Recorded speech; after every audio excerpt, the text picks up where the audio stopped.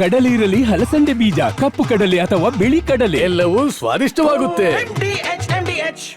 ನಮಸ್ಕಾರ. ಮಹಾಭಾರತ ಚರ್ಚಾ ಕಾರ್ಯಕ್ರಮಕ್ಕೆ ಸ್ವಾಗತ. ನಾನು ಸ್ಮಿತಾ ರಂಗನಾಥ್. ಕರ್ನಾಟಕವನ್ನ ಸರ್ವಜನಾಂಗದ ಶಾಂತಿಯ ತೋಟ ಅಂತ ಹೇಳಿ ಮಹಾಕವಿಗಳು ಕರೆದಿದ್ರು. ಇತ್ತೀಚೆಗಿನ ರಾಜಕಾರಣಿಗಳು ಅದನ್ನ ಪದೇ ಪದೇ ರಾಜಕೀಯ ಉದ್ದೇಶಕ್ಕೆ ಬಳಕೆ ಮಾಡ್ತಾರೆ. ಆದರೆ ಸ್ವಲ್ಪ ಹಾರ್ಷ್ ಅನ್ನಿಸಬಹುದು. ನೇರವಾಗಿ ಹೇಳೋದಾದ್ರೆ ಕರ್ನಾಟಕದಲ್ಲಿ ಇರ್ತಕ್ಕಂಥ ಸರ್ವ ಸಮುದಾಯಗಳು ಶಾಂತಿ ಪ್ರಿಯರೇನಲ್ಲ.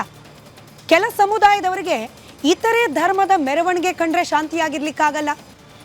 ಇತರೆ ಸಮುದಾಯದ ಉತ್ಸವಗಳನ್ನ ಕಂಡ್ರೆ ಶಾಂತಿಯಾಗಿರ್ಲಿಕ್ಕೆ ಸಾಧ್ಯ ಇಲ್ಲ. ಕೆಲ ಸಮುದಾಯಗಳ ಭಜನೆ, ಕೀರ್ತನೆ, ಹಾಡು, ಭಕ್ತಿಗೀತೆ ಸಹಿಸ್ಕೊಳ್ಳೋಕ್ಕಾಗಲ್ಲ. ಕೆಲ ಸಮುದಾಯಗಳ ಪ್ರತೀಕವಾದ ಕೆಲ ಬಣ್ಣಗಳ ಕಂಡ್ರೂ ಕೂಡ ಶಾಂತಿಯಾಗಿ ಇರ್ಲಿಕ್ಕೆ ಸಾಧ್ಯವಿಲ್ಲ. ಹಾಗಾದ್ರೆ ನಿಜವಾಗ್ಲೂ ನಮ್ಮ ರಾಜಕಾರಣಿಗಳು ಈಗ ಕರಿತಾ ಇರೋ ರೀತಿಯಲ್ಲಿ ಸರ್ವ ಜನಾಂಗದ ಶಾಂತಿಯ ತೋಟವನ್ನಾಗಿ ಕರ್ನಾಟಕವನ್ನ ಉಳಿಸುವ ಪ್ರಯತ್ನ ಎಲ್ಲಾ ಸಮುದಾಯಗಳು ಮಾಡ್ತಾ ಇದೆಯಾ?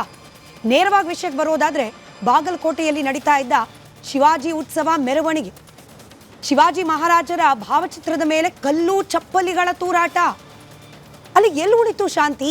ಎಲ್ಲಿದೆ ಆ ಶಾಂತಿಯ ತೋಟ? ಯಾಕೆ ಸಹಿಸಿಕೊಳ್ಳಿಕ್ಕೆ ಸಾಧ್ಯವಾಗ್ತಾ ಇಲ್ಲ ಗಣಪತಿ ಉತ್ಸವ? ಯಾಕೆ ಸಹಿಸಿಕೊಳ್ಳಿಕ್ಕೆ ಸಾಧ್ಯವಾಗ್ತಾ ಇಲ್ಲ ಶಿವಾಜಿ ಉತ್ಸವ?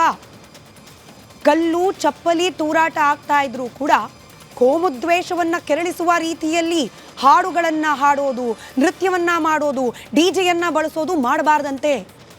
ಶಾಂತಿ ಕಾಪಾಡಬೇಕು. ಶಾಂತಿ ಕಾಪಾಡಬೇಕಾಗಿರೋದು ಯಾರು? ಕೈಯಲ್ಲಿ ಕಲ್ಲು ಹಿಡಿದವರ? ತಮ್ಮ ಸಮುದಾಯವನ್ನ ಸೆಲೆಬ್ರೇಟ್ ಮಾಡಬೇಕು ಅಂತ ಹೇಳಿ ಶಾಂತಿಯುತವಾಗಿ ಮೆರವಣಿಗೆ ಮಾಡೋರ? ಪ್ರಶ್ನೆ ಬಂದುಬಿಟ್ಟಿದೆ. ಇದೇ ಪ್ರಶ್ನೆಗೆ ಉತ್ತರವನ್ನು ಕಂಡುಕೊಳ್ಳೋ ಪ್ರಯತ್ನವನ್ನ ಇವತ್ತಿನ ಮಹಾಭಾರತ ಚರ್ಚಾ ಕಾರ್ಯಕ್ರಮದಲ್ಲಿ ಮಾಡೋಣ. ಚರ್ಚೆಯಲ್ಲಿ ಬಿಜೆಪಿ ವಕ್ತಾರರಾದ ದಿಲೀಪ್ ಕುಣಿಗಲ್ ಅವರಿದ್ದಾರೆ. ಕೆಲವೇ ಕ್ಷಣಗಳಲ್ಲಿ ಕಾಂಗ್ರೆಸ್ನ ವಕ್ತಾರರಾದ ನಟರಾಜ್ ಗೌಡ್ರು ಹೊರಗಿನಿಂದ ಕನೆಕ್ಟ್ ಆಗ್ತಾರಂತೆ. JDS ವಕ್ತಾರರು ಕೂಡ ಕನೆಕ್ಟ್ ಆಗುವ ನಿರೀಕ್ಷೆ ಇದೆ. ಆದೇಶ್ ಅವರು ಸದ್ಯಕ್ಕೆ ನಮ್ಮ ಜೊತೆಯಲ್ಲಿ ಮುಸ್ಲಿಂ ಮುಖಂಡರಾದ ಸಾದಿಕ್ ಪಾಷಾ ಅವರು ಸ್ಟುಡಿಯೋದಲ್ಲಿದ್ದಾರೆ. ಹಾಗೆ ಹಿಂದೂ ಮುಖಂಡರಾದ ಶಿವಕುಮಾರ್ ಅವರು ಸ್ಟುಡಿಯೋದಲ್ಲಿದ್ದಾರೆ. ನಮಸ್ಕಾರ, ಎಲ್ಲರಿಗೂ ಕಾರ್ಯಕ್ರಮಕ್ಕೆ ಸ್ವಾಗತ. ಚರ್ಚೆ ಪ್ರಾರಂಭ ಮಾಡಲಿಕ್ಕೆ ಮುಂಚೆ ಬಾಗಲಕೋಟೆಯಲ್ಲಿ ನಡೆದ ಇನ್ಸಿಡೆಂಟ್ 8 ಜನನ್ನೇನೋ ಅರೆಸ್ಟ್ ಮಾಡಿದ್ದಾರಂತೆ. ಸಾಕಾ ಅನ್ನೋದು ಪ್ರಶ್ನೆ ಇದೆ, ಅದನ್ನು ಚರ್ಚೆ ಮಾಡೋಣ. ಆದರೆ ಜಿಲ್ಲಾ ಉಸ್ತುವಾರಿ ಸಚಿವರಾದ ತಿಮ್ಮಾಪುರೆ ಸಾಹೇಬರು ಒಂದು ಅದ್ಭುತವಾದ ರಿಯಾಕ್ಷನ್ ಅನ್ನು ಕೊಟ್ಟಿದ್ದಾರೆ. ಆ ರಿಯಾಕ್ಷನ್ ಅನ್ನು ಕೇಳಿಸ್ಕೊಳ್ಳೋಣ, ಚರ್ಚೆ ಪ್ರಾರಂಭ ಮಾಡೋಣ. ಜಯಂತಿಯ ಕಾರ್ಯಕ್ರಮ ಅಡ್ಡಿಪಡಿಸ್ತಕ್ಕಂಥದ್ದಾಗಲಿ ಮತ್ತೊಂದಾಗಲಿ ಏನಾರ ನಡೆದಿದ್ರೆ ಅದು ಖಂಡನೀಯ. ಅದು ಆಗಬಾರ್ದು. ಯಾವುದೇ ಜಾತಿ ಧರ್ಮ ಅವರ ಆಚರಣೆಯಲ್ಲಿ ತೊಡಕುಂಟಾಗಬಾರ್ದು. ತೊಡಕುಂಟಾಗುವ ರೀತಿಯಲ್ಲಿ ಭಾವೋದ್ವೇಗವನ್ನು ಹಬ್ಬಿಸ್ತಕ್ಕಂಥದ್ದಾಗ್ತದೆ.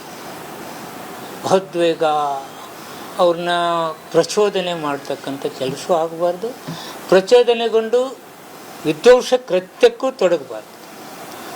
ನಾನು ಬಾಗಲಕೋಟೆಯ ಎಲ್ಲ ಜನತೆ, ಧರ್ಮ, ಜಾತಿಯವರಿಗೆ ವಿನಂತಿ ಮಾಡ್ಕೊತಾ ಇದ್ದೀನಿ, ದಯಮಾಡಿ ಕಾನೂನನ್ನು ಕೈಗೆತ್ತಿಕೊಳ್ಬೇಡಿ. ನಮ್ಮ ಭಾವನೆ, ನಮ್ಮ ಸರ್ಕಾರದ ಭಾವನೆ ಯಾರಿಗೂ ಧಕ್ಕೆ ಆಗಬಾರದು, ಯಾರಿಗೂ ನೋವು ಆಗಬಾರದು. ಈ ಪ್ರಚೋದನೆಗೆ ಒಳಗೊಂಡವ್ರಿಗೆ ನಾವು ಯಾವುದೇ ಕಾರಣಕ್ಕೂ ಪ್ರಚೋದನೆ ಮಾಡೋರನ್ನ, ಪ್ರಚೋದನೆಯಿಂದ ನಡೀತಕ್ಕಂಥ ಕೃತ್ಯಗಳನ್ನ. ಶಿವಕುಮಾರ್ ಅವರೇ, ಪತ್ರಕರ್ತರು ಬಯಾಸ್ಡ್ ಆಗಿ ಪ್ರಶ್ನೆ ಕೇಳಬಾರ್ದು ಅಂತಿದೆ. ನಾನು ಸಾಧ್ಯವಾದಷ್ಟು ಅನ್ಬಯಾಸ್ಡ್ ಆಗಿ ಪ್ರಶ್ನೆ ಕೇಳೋ ಪ್ರಯತ್ನ ಮಾಡ್ತೀನಿ. ಆದರೆ ಜರ್ನಲಿಸ್ಟ್ ಆಗೋಕ್ಕೆ ಮುಂಚೆ ನಾನು ಈ ರಾಜ್ಯದ ಒಬ್ಬ ಪ್ರಜೆ, ಈ ದೇಶದ ಒಬ್ಬ ಪ್ರಜೆ, ಹಿಂದೂ, ಬಹುಸಂಖ್ಯಾತರಾದ ಹಿಂದೂ, ಆ ಸಮುದಾಯಕ್ಕೆ ಸೇರಿದವು.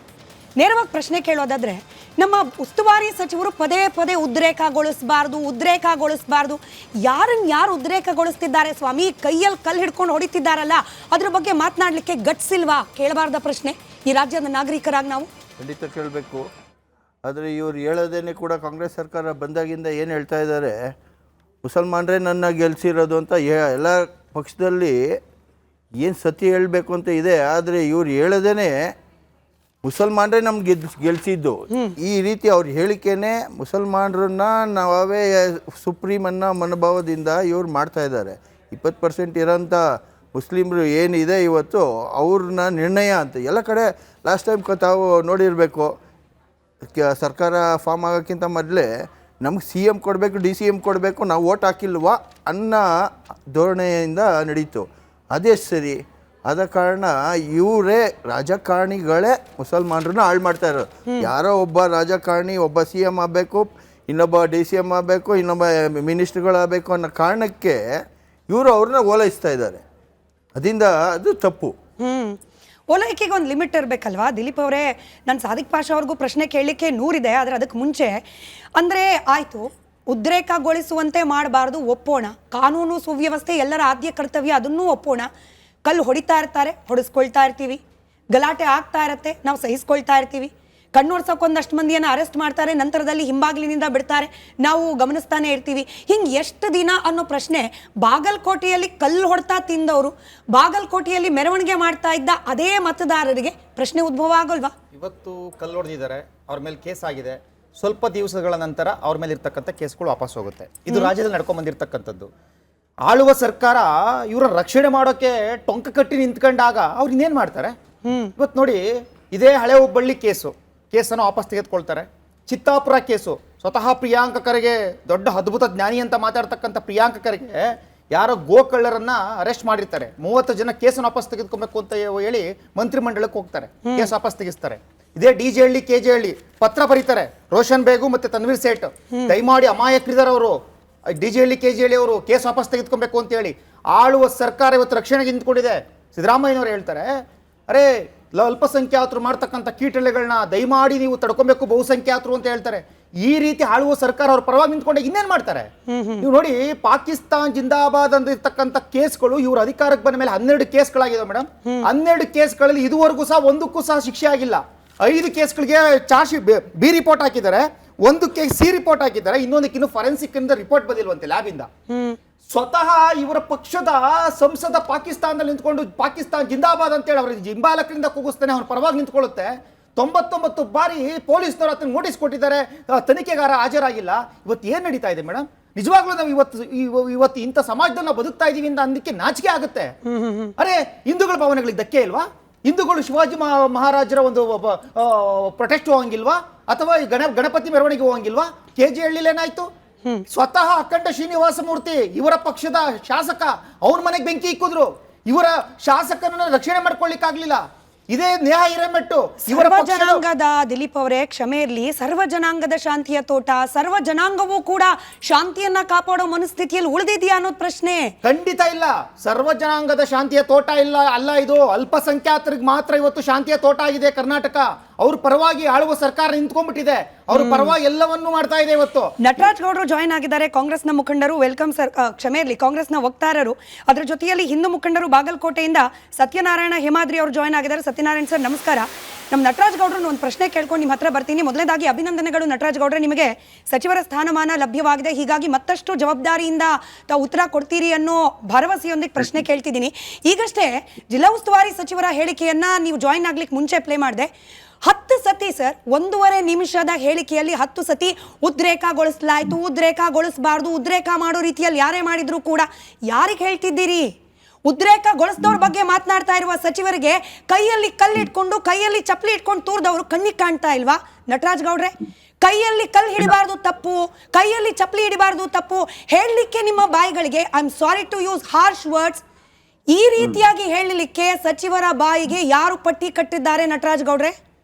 ಇಲ್ಲ, ಈಗ ನೀವು ನನ್ನ ಕೇಳ್ತಾ ಇದ್ದೀರಿ ನೋಡಿ, ಕೈಯಲ್ಲಿ ಕಲ್ಲಿಡಿಯುವಂತ ಯಾವನೇ ಮತಾಂಧ ಆಗ್ಲಿ, ಧರ್ಮಾಂಧ ಆಗ್ಲಿ, ಕಿಡಿಗೇಡಿ ಆಗ್ಲಿ, ಸಮಾಜಘಾತುಕ ಆಗ್ಲಿ, ಅವನನ್ನ ಕಾನೂನು ರೀತಿಯ ಕಠಿಣವಾದ ಶಿಕ್ಷೆ ಕೊಡಿಸ್ಲಿಕ್ಕೆ ಏನು ಪ್ರಯತ್ನ ಮಾಡ್ಬೇಕೋ ಆ ರೀತಿಯಾಗಿ ಮಾಡ್ಬೇಕು. ಅಂತವ್ರನ್ನ ಎಡೆಮುರಿ ಕಟ್ಟಬೇಕು. ಮುಂದೊಮ್ಮೆ ಈ ತರ ಮಾಡಬಾರ್ದು. ಆ ರೀತಿಯಲ್ಲಿ ಅವ್ರಿಗೆ ಏನು ಪೊಲೀಸ್ ಇಲಾಖೆಯಿಂದ ಏನ್ ಸಾಧ್ಯತೆ ಇದೆ, ಅವ್ರನ್ನ ರೌಡಿ ಶೀಟರ್ ಆಗ್ತಾರ, ಅವ್ರನ್ನ ಬೇಲ್ ಆಗ್ದಂಗೆ ಅವ್ರಿಗೆ ಒಳಗಡೆ ಕಳಿಸ್ತಾರ, ಈ ರೀತಿಯ ಪ್ರಕ್ರಿಯೆ ಆಗ್ಬೇಕು. ಯಾಕಂದ್ರೆ ಮರು ಕಳಿಸಬಾರ್ದು. ಅದನ್ನ ನೋಡಿ ಬೇರೆಯವ್ರಿಗೆ ಆಯ್ತು 3 ದಿನಕ್ಕೆ ಬೇಲ್ ಸಿಗುತ್ತೆ, 2 ದಿನಕ್ಕೆ ಬೇಲ್ ಸಿಗುತ್ತೆ ಅನ್ನೋ ತರ ಬರಬಾರ್ದು. ಕಾನೂನಿನ ಭಯ, ಅಟ್ಲೀಸ್ಟ್ ಕಾನೂನಿನ ಭಯ, ಸೌಹಾರ್ದತೆ ಇರಬೇಕು, ಭ್ರಾತೃತ್ವ ಇರಬೇಕು. ಅವೆಲ್ಲ ಇಲ್ಲ. ನಾನು ಕಿಡಿಗೇಡಿ ಅಂತ ಹೇಳೋಂತ ಯಾವನೇ ಅವನಾಗಿರ್ಲಿ, ಯಾವ ಧರ್ಮದವನೇ ಆಗಿರ್ಲಿ, ಅವನ್ನ ಮೊದಲು ಒಳಗೆ ಹಾಕಬೇಕು, ಕಾನೂನು ರೀತಿ ಅವ್ರಿಗೆ ಶಿಕ್ಷೆ ಕೊಡಿಸ್ಬೇಕು. ನಿಮಗಿರೋಷ್ಟು ಕಾನೂನು ಪ್ರಜ್ಞೆ ಜಿಲ್ಲಾ ಉಸ್ತುವಾರಿ ಸಚಿವರಿಗೆ ಯಾಕಿಲ್ಲ? ಜಿಲ್ಲಾ ಉಸ್ತುವಾರಿ ಸಚಿವರಿಗೆ ಯಾಕಿಲ್ಲ? ಕಣ್ ಕಾಣ್ತಾ ಇಲ್ವಾ ಅವ್ರಿಗೆ? ನಟರಾಜ್ ಗೌಡ್ರೆ, ಇನ್ನೊಂದು ಹೇಳಿಕೆ, ಎಸ್ ಪಿ ಅವರ ಹೇಳಿಕೆಯನ್ನ ಕೇಳಿಸ್ಕೊಂಬಿಡಿ, ನೀವೇ ಉತ್ತರ ಕೊಡ್ಬೇಕು ಇದಕ್ಕೆ. ಜಿಲ್ಲೆಯ ಪೊಲೀಸ್ ವರಿಷ್ಠಾಧಿಕಾರಿ ನೇರವಾಗಿ ಹೇಳಿದ್ದಾರೆ ಘಟನೆ ಏನಾಗಿದೆ ಅಂತ ಹೇಳಿ. ಸಚಿವರು ಹೇಳ್ತಾರೆ ನನಗೆ ಗೊತ್ತೇ ಇಲ್ಲ ಏನಾಗಿದೆ ಅನ್ನೋ ರೀತಿಯಲ್ಲಿ. ಜಿಲ್ಲಾ ಉಸ್ತುವಾರಿ ಸಚಿವರು ಎಸ್ ಪಿ ಹೇಳಿಕೆ ತಗೊಂಬನ್ನಿ, ಅದಾದ್ಮೇಲೆ ಮತ್ತೊಂದು ಸತಿ ಜಿಲ್ಲಾ ಉಸ್ತುವಾರಿ ಸಚಿವರ ಹೇಳಿಕೆನ 5 ಸೆಕೆಂಡ್ ಹಾಕಿ, ಶುರುವಿನ 10 second. SP bite first.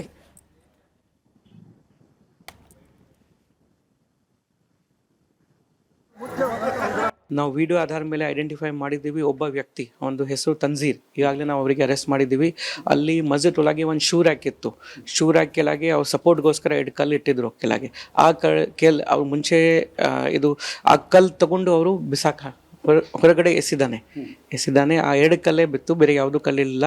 Opposite ಈ ಗ್ರೂಪ್ ಕಡೆಯಿಂದ ಕೂಡ ಯಾವುದು ಸ್ಟೋನ್ ಪೆಲ್ಟಿಂಗ್ ಆ ಥರ ಯಾವುದೂ ಇರಲಿಲ್ಲ. ನಾವು ವಿಡಿಯೋ ಆಧಾರ ಮೇಲೆ ಐಡೆಂಟಿಫೈ ಮಾಡಿದ್ದೀವಿ ಒಬ್ಬ ವ್ಯಕ್ತಿ, ಒಂದು ಹೆಸರು ತನ್ಜೀರ್. ಈಗಾಗಲೇ ನಾವು ಅವರಿಗೆ ಅರೆಸ್ಟ್ ಮಾಡಿದ್ದೀವಿ. ಅಲ್ಲಿ ಮಸ್ಜಿದ್ ಒಳಗೆ ಒಂದು ಶೂ ರ್ಯಾಕ್ ಇತ್ತು.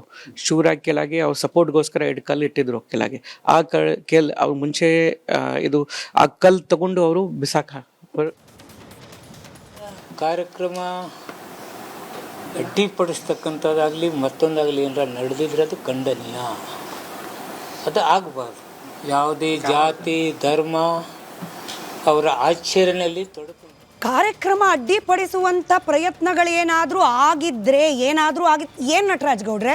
ಅಂದರೆ ಮಾಹಿತಿ ಕೊರತೆನಾ ಅಥವಾ ಗೊತ್ತಿದ್ರೂ ಕೂಡ ಅಡ್ಡಿಪಡಿಸೋದಾಗಿದೆ, ಕಲ್ಲು ಎಸೆಯಲಾಗಿದೆ, ಚಪ್ಪಲಿ ಎಸೆಯಲಾಗಿದೆ ಇದನ್ನು ಹೇಳಕ್ ಧೈರ್ಯ ಇಲ್ವಾ ಸಚಿವರಿಗೆ ನಟರಾಜ್ ಗೌಡ್ರೆ? ಇಲ್ಲ, ಈಗ ನೋಡಿ, ಈಗ ಸೂಪರಿಂಟ್ ಆಫ್ ಪೊಲೀಸ್ ಏನ್ ಹೇಳಿದ್ದಾರೆ, ನಾನು ಅವರ ವರ್ಡ್ಸ್ ಮೇಲೆ ಹೋಗ್ತೀನಿ. ಯಾಕಂದ್ರೆ ಅವರು ಬಹಳ ಹೊಣೆಗಾರಿಕೆ ಮಾಹಿತಿ, ಫಸ್ಟ್ ಹ್ಯಾಂಡ್ ಮಾಹಿತಿ ಅವ್ರಿಗೆ ಇರುತ್ತದೆ. ಆ ಮಾಹಿತಿಯನ್ನ ಯಾರು ಪಡ್ಕೊಂಡಾದ್ರೂ ಹೇಳ್ಬೇಕು. ಜಿಲ್ಲಾ ಸಚಿವರಾಗ್ಲಿ ಬೇರೆಯವರಾಗ್ಲಿ ಆ ಮಾಹಿತಿನ ಪಡ್ಕೊಂಡು ಕುಲಂಕುಷ ಪರಿಶೀಲನೆ ಮಾಡಿ ಹೇಳ್ಬೇಕಾಗುತ್ತೆ. ಆಮೇಲೆ ಆದ್ರೂ ಕೂಡ ಒಂದಂತೂ ನಿಜ, ಅವ್ರನ್ನ ಪೊಲೀಸ್ನವರು CCTVಯನ್ನ ಆಧರಿಸಿ ಅರೆಸ್ಟ್ ಮಾಡಿದ್ದಾರೆ. ಸುಮಾರು 8 ರಿಂದ 9 ಜನ ಅಂತ ಹೇಳಿದ ನಂಗೆ ಮಾಹಿತಿ ಬಂತು. ಇನ್ನು ಸುಮಾರು 20-22 ಜನ ಇನ್ನೂ ಅದ್ರಲ್ಲಿ ಭಾಗಿಯಾಗಿದ್ದಾರೆ. ಅವರೆಲ್ಲರನ್ನು ಕೂಡ CCTVಯನ್ನ ಉಪಯೋಗಿಸಿಕೊಂಡು ಅದನ್ನ ಅರೆಸ್ಟ್ ಮಾಡ್ತೀವಿ ಅಂತ ಮಾಹಿತಿ ಬಂದಿದೆ. ಇವತ್ತು ಕೂಡ ಬೆಳಗ್ಗೆ ಕೂಡ ಕೆಲವರು ಯಾವುದೋ ಮಟನ್ ಸ್ಟಾಲ್ಗಳನ್ನ ಗುರಿ ಇಟ್ಕೊಂಡು ಕಲ್ಲೆಲ್ಲ ತೂರಾಟ ಮಾಡದಂತೆ ಅವ್ರ ಮೇಲೆ ಕೂಡ ಕ್ರಮ ಆಗುತ್ತೆ ಅಂತ ಹೇಳಿ CCTV ತಗೊಂಡು ಮಾಡ್ತಿದೀವಿ ಅಂತ ಹೇಳಿದ್ದಾರೆ. ನೋಡಿ, ಯಾವುದೇ ಭಾಗದಲ್ಲಾಗ್ಲಿ, ಆಮೇಲೆ ಶಾಂತಿ ಸುವ್ಯವಸ್ಥೆ ಕಾಪಾಡಬೇಕು ಜಿಲ್ಲಾಧಿಕಾರಿಗಳು, ಪೊಲೀಸ್ ವರಿಷ್ಠಾಧಿಕಾರಿಗಳು ಅಲ್ಲೇ ಮೊಕ್ಕ ನೋಡಿ ಅಲ್ಲಿ ಮಾಡ್ತಾ ಇದ್ದಾರೆ. ಒಂದು ಶಾಂತಿ ಸುವ್ಯವಸ್ಥೆ ಅಗತ್ಯ ಇದೆ, ನಂಬರ್ 1. ನಂಬರ್ 2, ಅದು ಜಿಲ್ಲಾ ಉಸ್ತುವಾರಿ ಮಂತ್ರಿಗಳು ಒಂದ್ ಸೆಂಟೆನ್ಸ್ ನಾವು ತಗೋಬಹುದು. ಹೌದು, ಪ್ರಚೋದನೆ ಮಾಡಬಾರ್ದು, ಯಾರು ಮಾಡಬಾರ್ದು, ಅದನ್ನ ಹಿಂದೂ ಮುಸ್ಲಿಂ ಅಂತ ಕನ್ವರ್ಟ್ ಮಾಡಬಾರ್ದು, ನಾವು ಸುಮ್ನಿರ್ಬೇಕಾ, ನಾವು ಕ್ರಮ ತಗೋಬೇಕು. ಏನ್ ಪ್ರಚೋದನೆ ಆಯ್ತು? ಅಲ್ಲ, ಇಲ್ಲಿವರೆಗೂ ಆಗಿದ್ಯಾ, ಇನ್ನು ಮುಂದಕ್ಕೆ ಏನು? ಯಾಕಂದ್ರೆ ನೋಡಿ, ಅಲ್ಲಿ ಶಿವಾಜಿ ಇಲ್ಲ, ಸತ್ಯನಾರಾಯಣ ಅವರು ಇದ್ದಾರೆ. ಸತ್ಯನಾರಾಯಣ ಅವ್ರು ಹೇಳಿ, ಅಲ್ಲಿನವ್ರು ಬಾಗಲಕೋಟೆಯವರು. ಸತ್ಯನಾರಾಯಣ್ ಸರ್, ನನ್ ಧ್ವನಿ ತಲುಪ್ತಾ ಇದ್ರೆ ಏನ್ರಿ ಪ್ರಚೋದನೆ ಮಾಡಿದ್ರಿ? ಶಿವಾಜಿ ಫೋಟೋ ಹಿಡ್ದಿದ್ ಪ್ರಚೋದನೆನಾ? ಶಿವಾಜಿ ಮಹಾರಾಜರ ಬಗ್ಗೆ ಹಾಡು ಹಾಕಿದ ಪ್ರಚೋದನೆನಾ? ಶಿವಾಜಿ ಮಹಾರಾಜರ ಮೆರವಣಿಗೆ ಮಾಡಿದ ಪ್ರಚೋದನೆನಾ? ಏನ್ ಪ್ರಚೋದನೆ ಮಾಡಿದ್ರಿ? ಕಲ್ಲು ಹೊಡೆಯುವಂತ ಪ್ರಚೋದನೆ ಏನ್ ಮಾಡಿದ್ರಿ? ನಾನೇನ್ ಹೇಳ್ತಾ ಇದ್ದೀನಿ ಅಂದ್ರೆ ಮುಂದಕ್ಕೆ ಪ್ರಚೋದನೆ ಆಗಬಾರದು. ಅಲ್ಲ, ನೀವು ಹೇಳ್ಬೋದು ಸರ್, ನಿಮ್ ಇಡೀ ಸರ್ಕಾರ ಡಿಸೈಡ್ ಮಾಡ್ಕೊಂಡಂಗಿದೆ. ನಿಮ್ ಇಡೀ ಸರ್ಕಾರ ಡಿಸೈಡ್ ಮಾಡ್ಕೊಂಡ್ಬಿಟ್ಟಿದೆ, ಈ ಕಡೆಯಿಂದ ಪ್ರಚೋದನೆ ಆದ್ರೆ ಆ ಕಡೆಯಿಂದ ಕಲ್ ಬರೋದು ಅಂತ ಹೇಳಿ. ಅಲ್ಲ, ಸ್ಥಳೀಯರಿದ್ದಾರೆ, ಸತ್ಯನಾರಾಯಣ ಅವರಿದ್ದಾರೆ.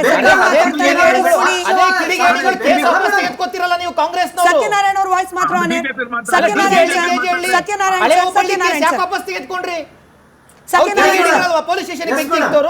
ಹೇಳಿ ಸರ್, ಏನ್ ಪ್ರಚೋದನೆ ಮಾಡಿದ್ರಿ? ಶಿವಾಜಿ ಫೋಟೋ ಇಟ್ಕೊಳ್ಳೋದಕ್ಕೆ ಪ್ರಚೋದನೆ ಆಯ್ತಾ?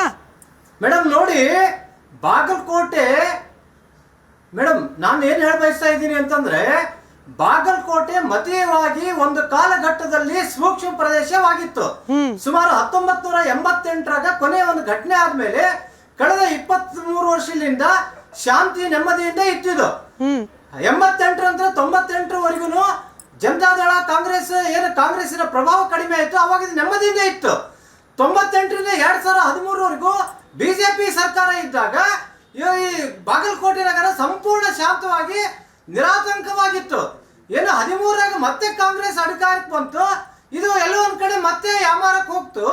ಆದ್ರೆ ಬಾಲ ಬಿಚ್ಚಕ್ ಹೋದ್ರು, ಆದ್ರೆ ಅವಾಗ ಆಗ್ಲಿಲ್ಲ. ತಿರ್ಗಾ ಮತ್ತೆ 18ರಲ್ಲಿ ಬಿಜೆಪಿ ಸರ್ಕಾರ ಬಂದ್ಮೇಲೆ 23ವರೆಗೂ ಶಾಂತವಾದ ಪ್ರದೇಶ ಆಗಿತ್ತು.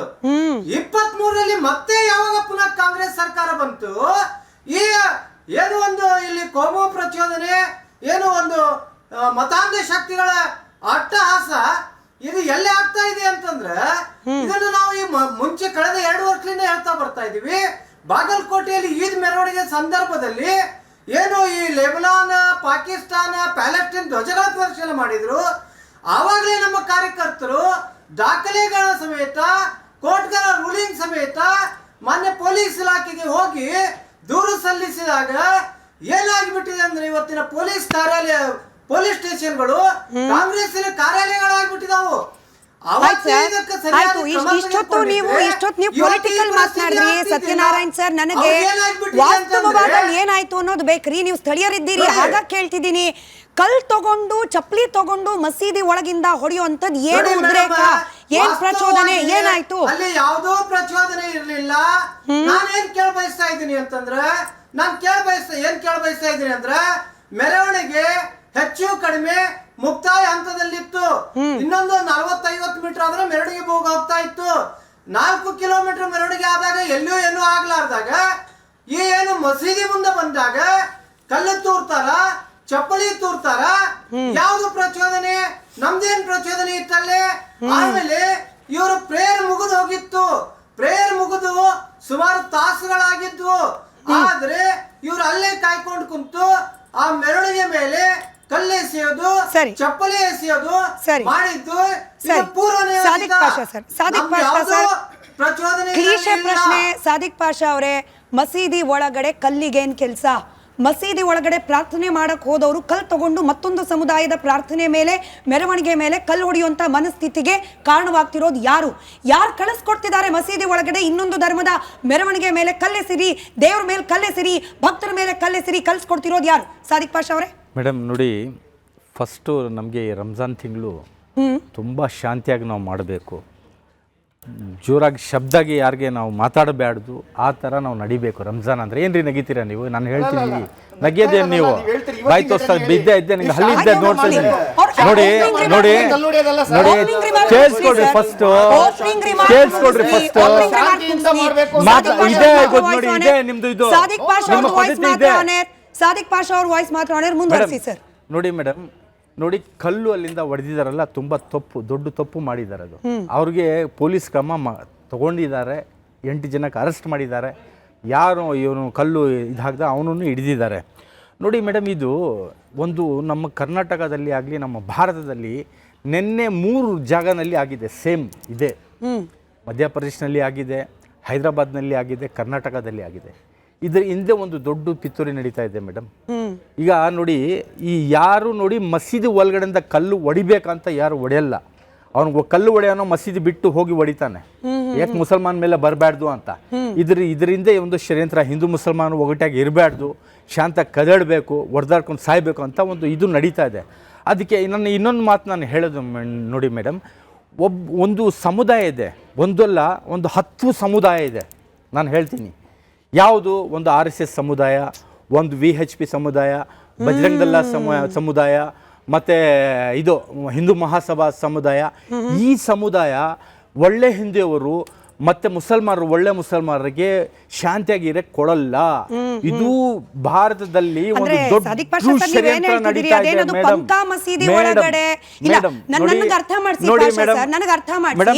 ಬಾಗಲಕೋಟೆಯ ಪಂಕಾ ಮಸೀದಿ ಒಳಗಡೆ RSS ನವರು ಹೋಗಿ ಆ ತಂದೆ ಕೈ ಕೊಟ್ರ ಮೇಡಮ್. ಪ್ರಚೋದನೆ, ಪಂಕಾ ಮಸೀದಿ ಒಳಗೆ VHP ಅವರು ಕೈ ಕೊಟ್ರ. ಒಂದೇ ತರ ಹಿಂದೂಗಳು ಇರಲ್ಲ.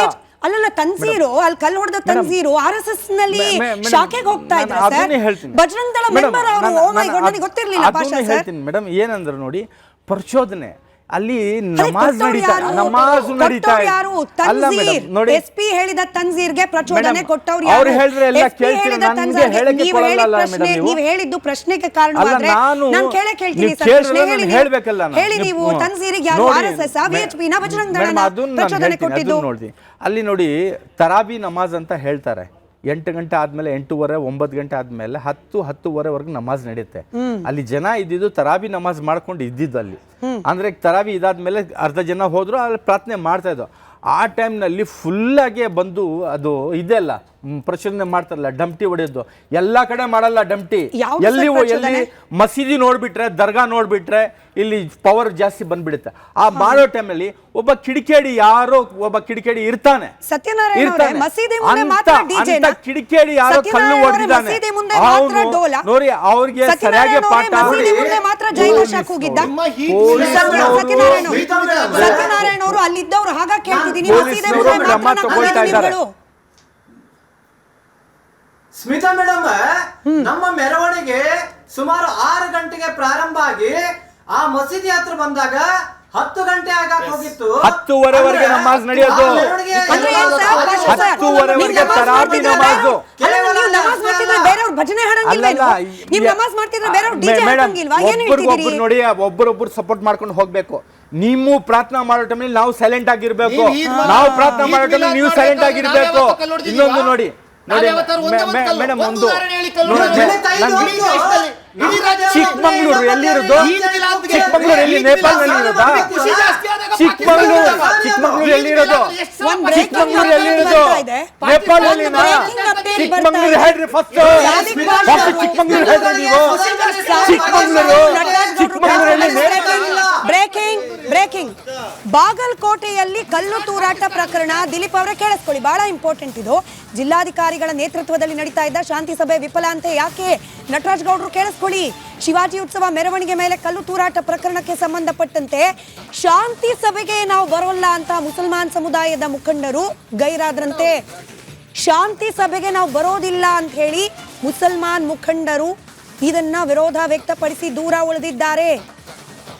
ಜಿಲ್ಲಾಧಿಕಾರಿಗಳ ನೇತೃತ್ವದ ಶಾಂತಿ ಸಭೆ ವಿಫಲ. ನಟರಾಜ್ ಗೌಡ್ರೆ, ನಾವು ದೃಶ್ಯವನ್ನ ಕೂಡ ಗಮನಿಸ್ತಾ ಇದ್ವಿ. ಶಾಂತಿ ಸಭೆಗೆ ಮುಸಲ್ಮಾನ್ ಸಮುದಾಯದ ಮುಖಂಡರು ಗೈರಾದ್ರು, ಹಾಗಾಗಿ ಶಾಂತಿ ಸಭೆ ವಿಫಲವಾಗಿದೆ. ತನ್ನಿ ನಟರಾಜ್ ಗೌಡ್ರನ್ನ ಸ್ಕ್ರೀನ್ ಮೇಲೆ. ನಟರಾಜ್ ಗೌಡ್ರೆ, ಮುಖ್ಯಮಂತ್ರಿ ಸಿದ್ದರಾಮಯ್ಯನವರು ಮುಸ್ಲಿಂ ಸಮುದಾಯದ ಕಾರ್ಯಕ್ರಮಕ್ಕೆ ಹೋದಾಗ ಶಾಂತಿ ಅಂದ್ರೆ ಮುಸ್ಲಿಂ, ಇಸ್ಲಾಂ, ಶಾಂತಿ ಪ್ರಿಯರು ಅಂದ್ರೆ ಮುಸಲ್ಮಾನರು, ತಪ್ಪಲ್ಲ ಸರ್. ನಿಜವಾಗ್ಲೂ ಮುಸಲ್ಮಾನ್ ಸಮುದಾಯದಲ್ಲೂ ಕೂಡ ಶಾಂತಿ ಪ್ರಿಯರಿದ್ದಾರೆ. ಸಾದಿಕ್ ಪಾಷಾ ಅವರಿದ್ದಾರೆ ನಮ್ಮ ಜೊತೆಯಲ್ಲಿ, ಅನೇಕರು ಬರ್ತಾರೆ ನಮ್ಮ ಡಿಬೇಟ್ಗೂ ಕೂಡ. ಆದ್ರೆ ಅದೇ ಸಮುದಾಯದ ಮುಖಂಡರು ಕಲ್ಲು ಹೊಡೆದವ್ನು ಸರಿ ಸರ್, ಕಿಡಿಗೇಡಿ, ಜೈಲಿಗೆ ಹಾಕಿದ್ದೀರಾ ಸರಿ. ಈಗ ಮುಸ್ಲಿಂ ಮುಖಂಡರು ಶಾಂತಿ ಸಭೆಗೂ ನಾವು ಹೋಗೋಲ್ಲ ಅಂದ್ರೆ ಇವ್ರು ಇನ್ನೆಂತ ಶಾಂತಿ ಪ್ರಿಯರು? ಇವ್ರು ಇನ್ನೆಂತ ಶಾಂತಿಯನ್ನ ಪ್ರತಿಪಾದನೆ ಮಾಡುವವರು? ಇಲ್ಲ ಈಗ ನಾವು ಒಂದೇ ಸಲ ಜಡ್ಜ್ಮೆಂಟ್ ಮಾಡೋದು ಬೇಡ. ಒಂದು ಆ ಮುಸಲ್ಮಾನರನ್ನ ಆ ಜಿಲ್ಲಾಧಿಕಾರಿ ಆಗ್ಲಿ ಅಥವಾ SP ಆಗ್ಲಿ ನಮ್ಗೆ ಬಂದಿರತಕ್ಕಂಥ ಮಾಹಿತಿ ಅಂದ್ರೆ ಆಲ್ರೆಡಿ ಒಂದ್ಸಲಿ ಮಾತುಕತೆ ಆಡಿದ್ದಾರೆ. ಬಟ್ ಇನ್ನು ಮತ್ತೆ ನೀವು ಹೇಳ್ತಾ ಇರೋದು ಯಾವ ವಿಫಲ ಆಯ್ತು ಯಾವ್ದು ಅಂತ ನನ್ಗೆ ಗೊತ್ತಿಲ್ಲ. ಆದಾಗ್ಯೂ ಕೂಡ ಅದ್ರ ಅಲ್ಲಿ ಅವ್ರ ಜಿಲ್ಲಾಧಿಕಾರಿಗಳಿಗೆ ಮತ್ತೆ ಪೊಲೀಸ್ ಸೂಪರಿಂಟೆಂಡೆಂಟ್ ಪೊಲೀಸ್ಗೆ ಅವ್ರಿಗೆ ಅಧಿಕಾರ ಇದೆ. ಅವ್ರಿಗೆ ಕರೆದು ಮಾತಾಡಿ ಶಾಂತಿ ಸಭೆಯನ್ನು ಮಾಡ್ಲಿಕ್ಕೆ ಸಾಧ್ಯ ಇದೆ. ಆಮೇಲೆ ಎಲ್ಲಾ ಮುಸಲ್ಮಾನರು ಶಾಂತಿ ಸಭೆಯನ್ನ ಬಹಿಷ್ಕಾರ ಮಾಡ್ತಾರೆ ಅಂತ ನಾನು ಎಲ್ಲೂ ಕೇಳಿರ್ಲಿಲ್ಲ. ಆದಾಗ್ಯೂ ಕೂಡ ಅದನ್ನ ಶಾಂತಿ ಸಭೆ ಮಾಡಬೇಕು. ಯಾರು ತಪ್ಪಿತಸ್ಥರಿದ್ದಾರೆ ಅವ್ರಿಗೆ ಯಾವುದೇ ರೀತಿಯ ಬೆಂಬಲ ಕೊಡದಲೆ, ನೈತಿಕ ಬೆಂಬಲ ಕೊಡದಲೆ ಅವ್ರಿಗೆ ಪೊಲೀಸ್ ಇಲಾಖೆ ಏನ್ ಕ್ರಮ ತಗೊಳುತ್ತೆ, ಯಾವ ರೀತಿ ಅವ್ರನ್ನ ಜೈಸಿ ಕಳಿಸ್ತಾರೆ ಕೋರ್ಟ್ ಮುಖಾಂತರ, ಅದು ಮಾಡ್ಲಿಕ್ಕೆ ಎಲ್ಲರೂ ಅನುವು ಮಾಡಿಕೊಡ್ಬೇಕು. ನಂಬರ್ 1. ನಂಬರ್ ಟು ಇಸ್ಲಾಂ ಶಾಂತಿ ಹೇಳುತ್ತೆ, ಹಿಂದೂ ಧರ್ಮ ಶಾಂತಿ ಹೇಳುತ್ತೆ. ಆದ್ರೆ ಹಿಂದೂ ಧರ್ಮದ ಕಿಡಿಗೇಡಿಗಳು ಇರ್ತಾರೆ, ಇಸ್ಲಾಂ ಅಲ್ಲೂ ಕಿಡಿಗೇಡಿಗಳು ಇರ್ತಾರೆ, ಕ್ರಿಶ್ಚಿಯನ್ಸ್ ಅಲ್ಲೂ ಕಿಡಿಗೇಡಿಗಳು ಇರ್ತಾರೆ. ಆ ಎಲ್ಲೋ 0.1% ಸಮುದಾಯ ಇಟ್ಕೊಂಡು ನಾವು ಇಡೀ ಸಮುದಾಯವನ್ನ ನೀವು ಅದನ್ನ ನಾವು ಅಲ್ಲಗಳಿಬಾರ್ದು ಅಥವಾ ಅವ್ರ ಎಂಟೈರ್ ಸಮುದಾಯದ ಮೇಲೆ ಯಾರು ಮಾಡ್ತಿದ್ದಾರೆ? ಎಲ್ಲಾ ಮುಸಲ್ಮಾನರು ಕೆಟ್ಟವರು ಅಂತ ಯಾರು ಹೇಳ್ತಿದ್ದಾರೆ?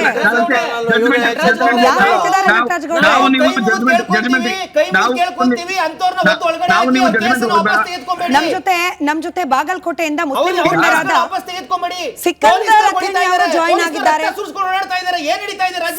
ಅಥಣಿ ಅವರು ಜಾಯಿನ್ ಆಗಿದ್ದಾರೆ. ಸಿಕಂದರ್ ಸರ್ ನಮಸ್ಕಾರ. ಶಾಂತಿ ಸಭೆಗೆ ಗೈರಾಗಿತ್ತಂತೆ ತಮ್ಮ ಸಮುದಾಯದ ಮುಖಂಡರು, ಹೋಗ್ಲಿಲ್ವಂತೆ, ಯಾಕೆ ಸರ್? ಶಾಂತಿ ಬೇಡ್ವಾ? ಬಾಗಲಕೋಟೆಯಲ್ಲಿ ಶಾಂತಿ ವಾಪಸ್ ಬರೋದು ಬೇಡ್ವಾ? ಮೇಡಮ್, ಮೊದಲು ನಿಖರವಾಗಿ ಏನ್ ನಡೆದಿದೆ ಅಂತಕ್ಕಂಥ ವಿಷಯವನ್ನ ಪ್ರಸ್ತಾಪ ಮಾಡ್ತೇನೆ. ಆಮೇಲೆ ಶಾಂತಿ ಸಭೆಗೆ ಯಾಕೆ ಹೋಗ್ಲಿಲ್ಲ ಅಂತಕ್ಕಂಥ ವಿಷಯವನ್ನ ತಮ್ಮ ಮುಂದೆ ಹೇಳ್ತೀವಿ. ಮುಖ್ಯವಾಗಿ ಹೇಳಬೇಕಾದಂತ ವಿಷಯ ಏನಂದ್ರೆ, 2ನೇ ತರಾವಿ ನಮಾಜ್ ಪ್ರಾರಂಭ ಆಗಿದ್ದು 9 ಗಂಟೆಗೆ. 8:30 ಗಂಟೆಗೆ ಟಾಂಗಾ ಸ್ಟ್ಯಾಂಡ್ ಹತ್ರ ಈಗಾಗಲೇ DJ ಬಂದ್ ಬಿಟ್ಟಿತ್ತು. ಸೂಕ್ಷ್ಮ ಪ್ರದೇಶ ಅಂತಕ್ಕಂಥದ್ದು ಎಲ್ಲರಿಗೂ ತಿಳಿದಂತ ವಿಷಯ. ಏನ್ ಸೂಕ್ಷ್ಮ ಪ್ರದೇಶ ಅಂದ್ರೆ ಏನ್ ಸರ್? ಅಲ್ಲ, ಸ್ವಲ್ಪ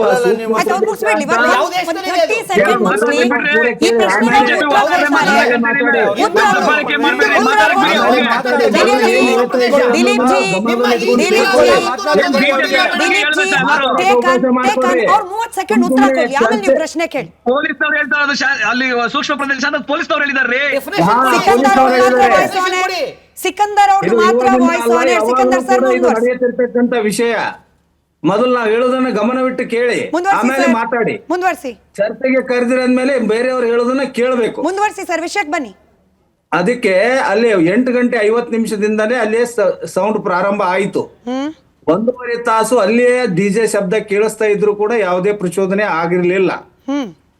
ಅಲ್ಲಿ ನಡೆದಂತ ಘಟನೆಯ ಬಗ್ಗೆ ಸಂಪೂರ್ಣವಾದ ವಿವರಣೆಯನ್ನ ಈಗಾಗಲೇ ಬಾಗಲಕೋಟೆಯ ಪೊಲೀಸ್ ವರಿಷ್ಠಾಧಿಕಾರಿಗಳು ಕೊಟ್ಟಿದ್ದಾರೆ. ಅದಕ್ಕೆ ನಿಖರವಾದಂತ ಕೇವಲ ವಿಡಿಯೋಗಳನ್ನ ಮಾತ್ರ ನೋಡಿ ನಾವು ಯಾವುದಕ್ಕೂ ನಿರ್ಧಾರ ಮಾಡ್ಲಿಕ್ಕೆ ಸಾಧ್ಯವಿಲ್ಲ. ಒಂದನೇದ್ದು.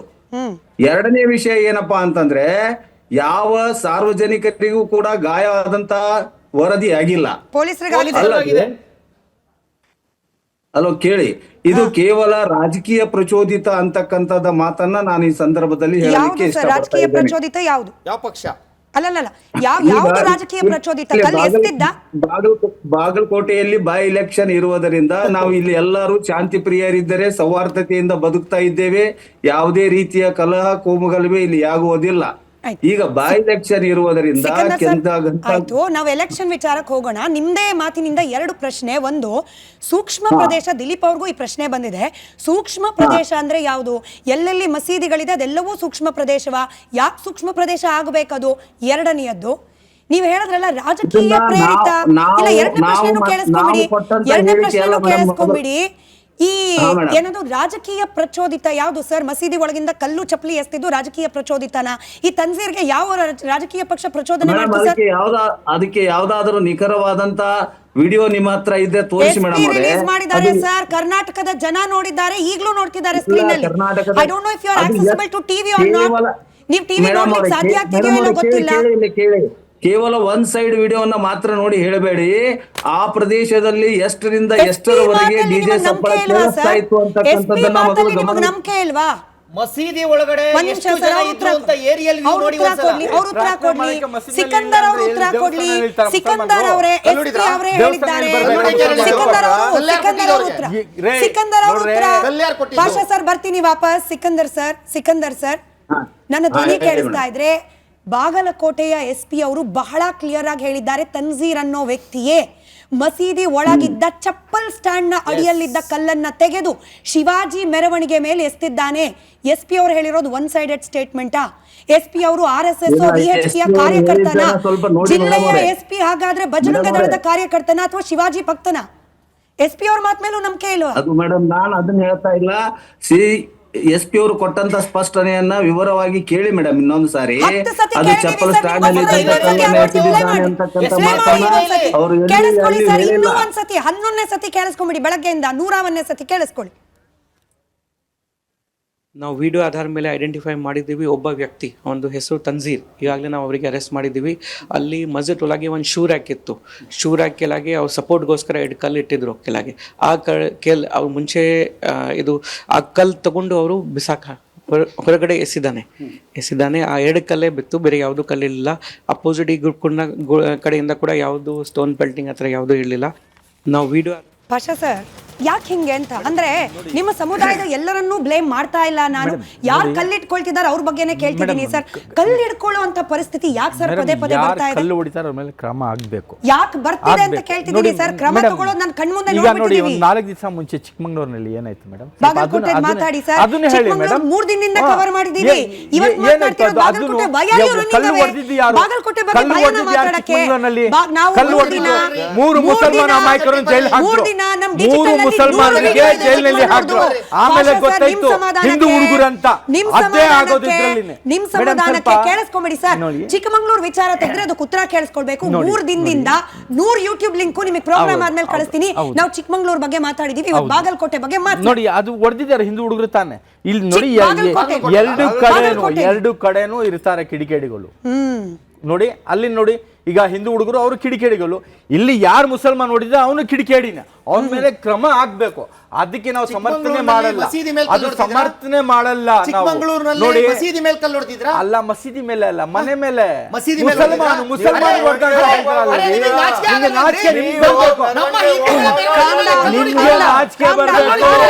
ಮುಸಲ್ಮಾನ್ ಹೆಸರು ತಕೊಂಡು ಪಾಪ ಅಮಾಯಕರನ್ನು ಹೊಡೆದು ನೀವು ಕಾನೂನು ಕೈನಲ್ಲಿ ತಕೊಂಡು ಹೊಡೆದು ಅವ್ರಿಗೆ ಜೈಲಿಗೆ ಹಾಕಿದ್ರಲ್ಲ ನೀವು.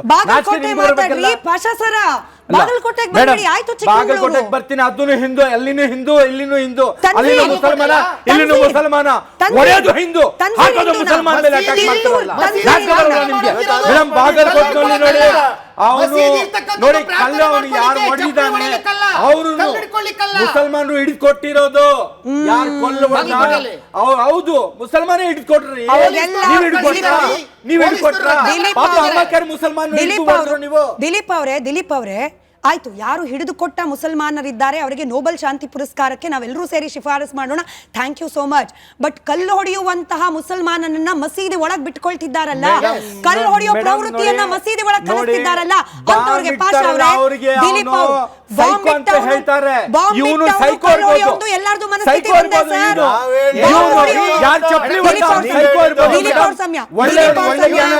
ದಿಲೀಪ್ ಅವ್ರ ಎರಡು ಮುಖವಾಡ ಇದೆ. ಏನಾದ್ರೂ ತಪ್ಪಾದಾಗ ದಿಲೀಪ್ ಅವ್ರ ಸಮಯ ಪಾಷಾ ಸರ್ ಅವ್ರು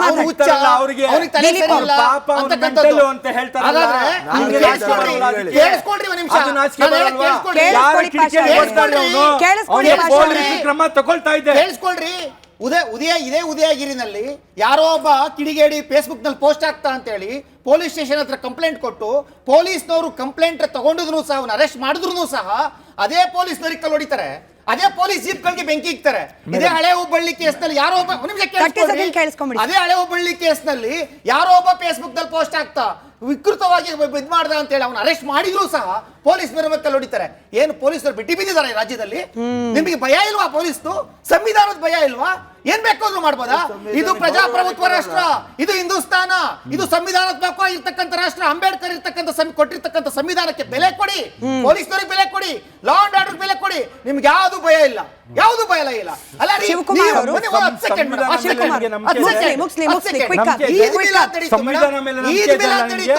ಈದ್ ಮಿಲಾದ್ ನಡೆದಾಗ ಒಂದೇ ಒಂದು ಕಲ್ಲು ತೂರಾಟವನ್ನ ಹಿಂದೂ ಸಮಾಜ ಮಾಡಿಲ್ಲ. ಅದೇ ಈದ್ ಮಿಲಾದ್ ನಲ್ಲಿ 100 ಕಡೆ ಪಾಕಿಸ್ತಾನ್ ಜಿಂದಾಬಾದ್ ಅಂತ ಅಂತಾರೆ. ಖುಷಿ ಜಾಸ್ತಿ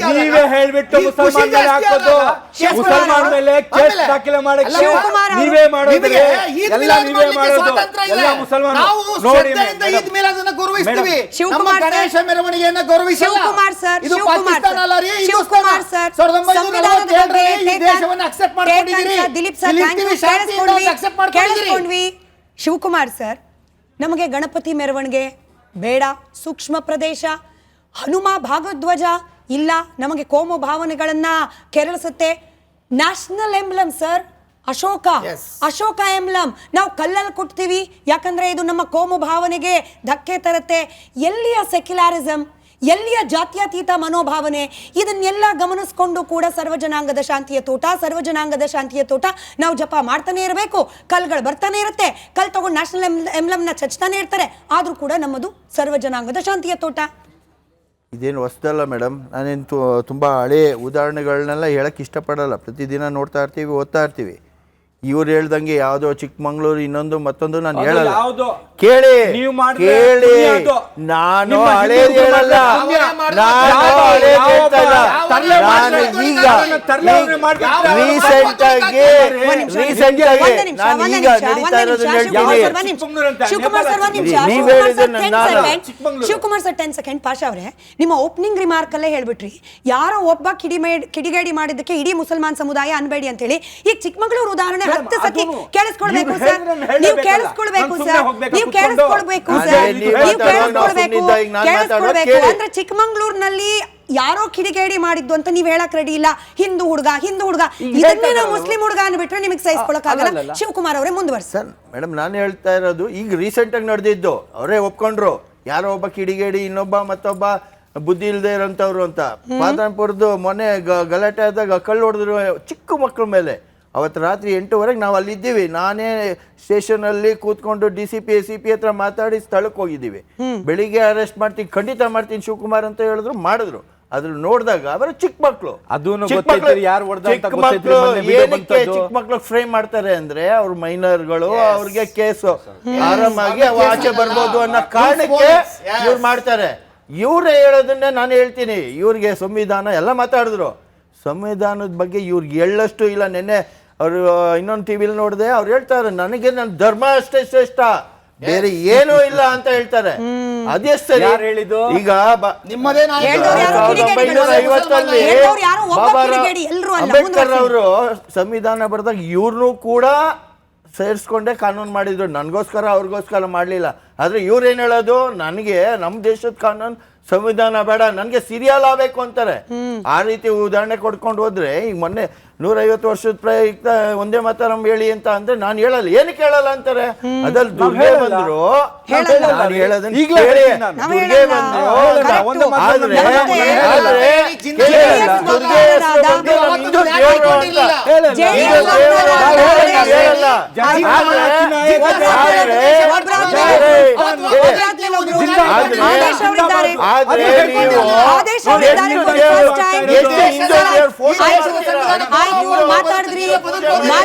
ಮಾತಾಡಿದ್ರಿ ಶಿವಕುಮಾರ್ ಅವರೇ.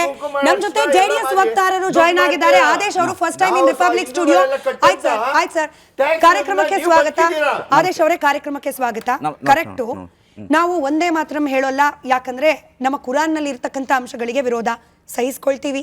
ನಾವು ಭಾರತ್ ಮಾತಾ ಕಿ ಜೈ ಅನ್ನಲ್ಲ. ಯಾಕೆ?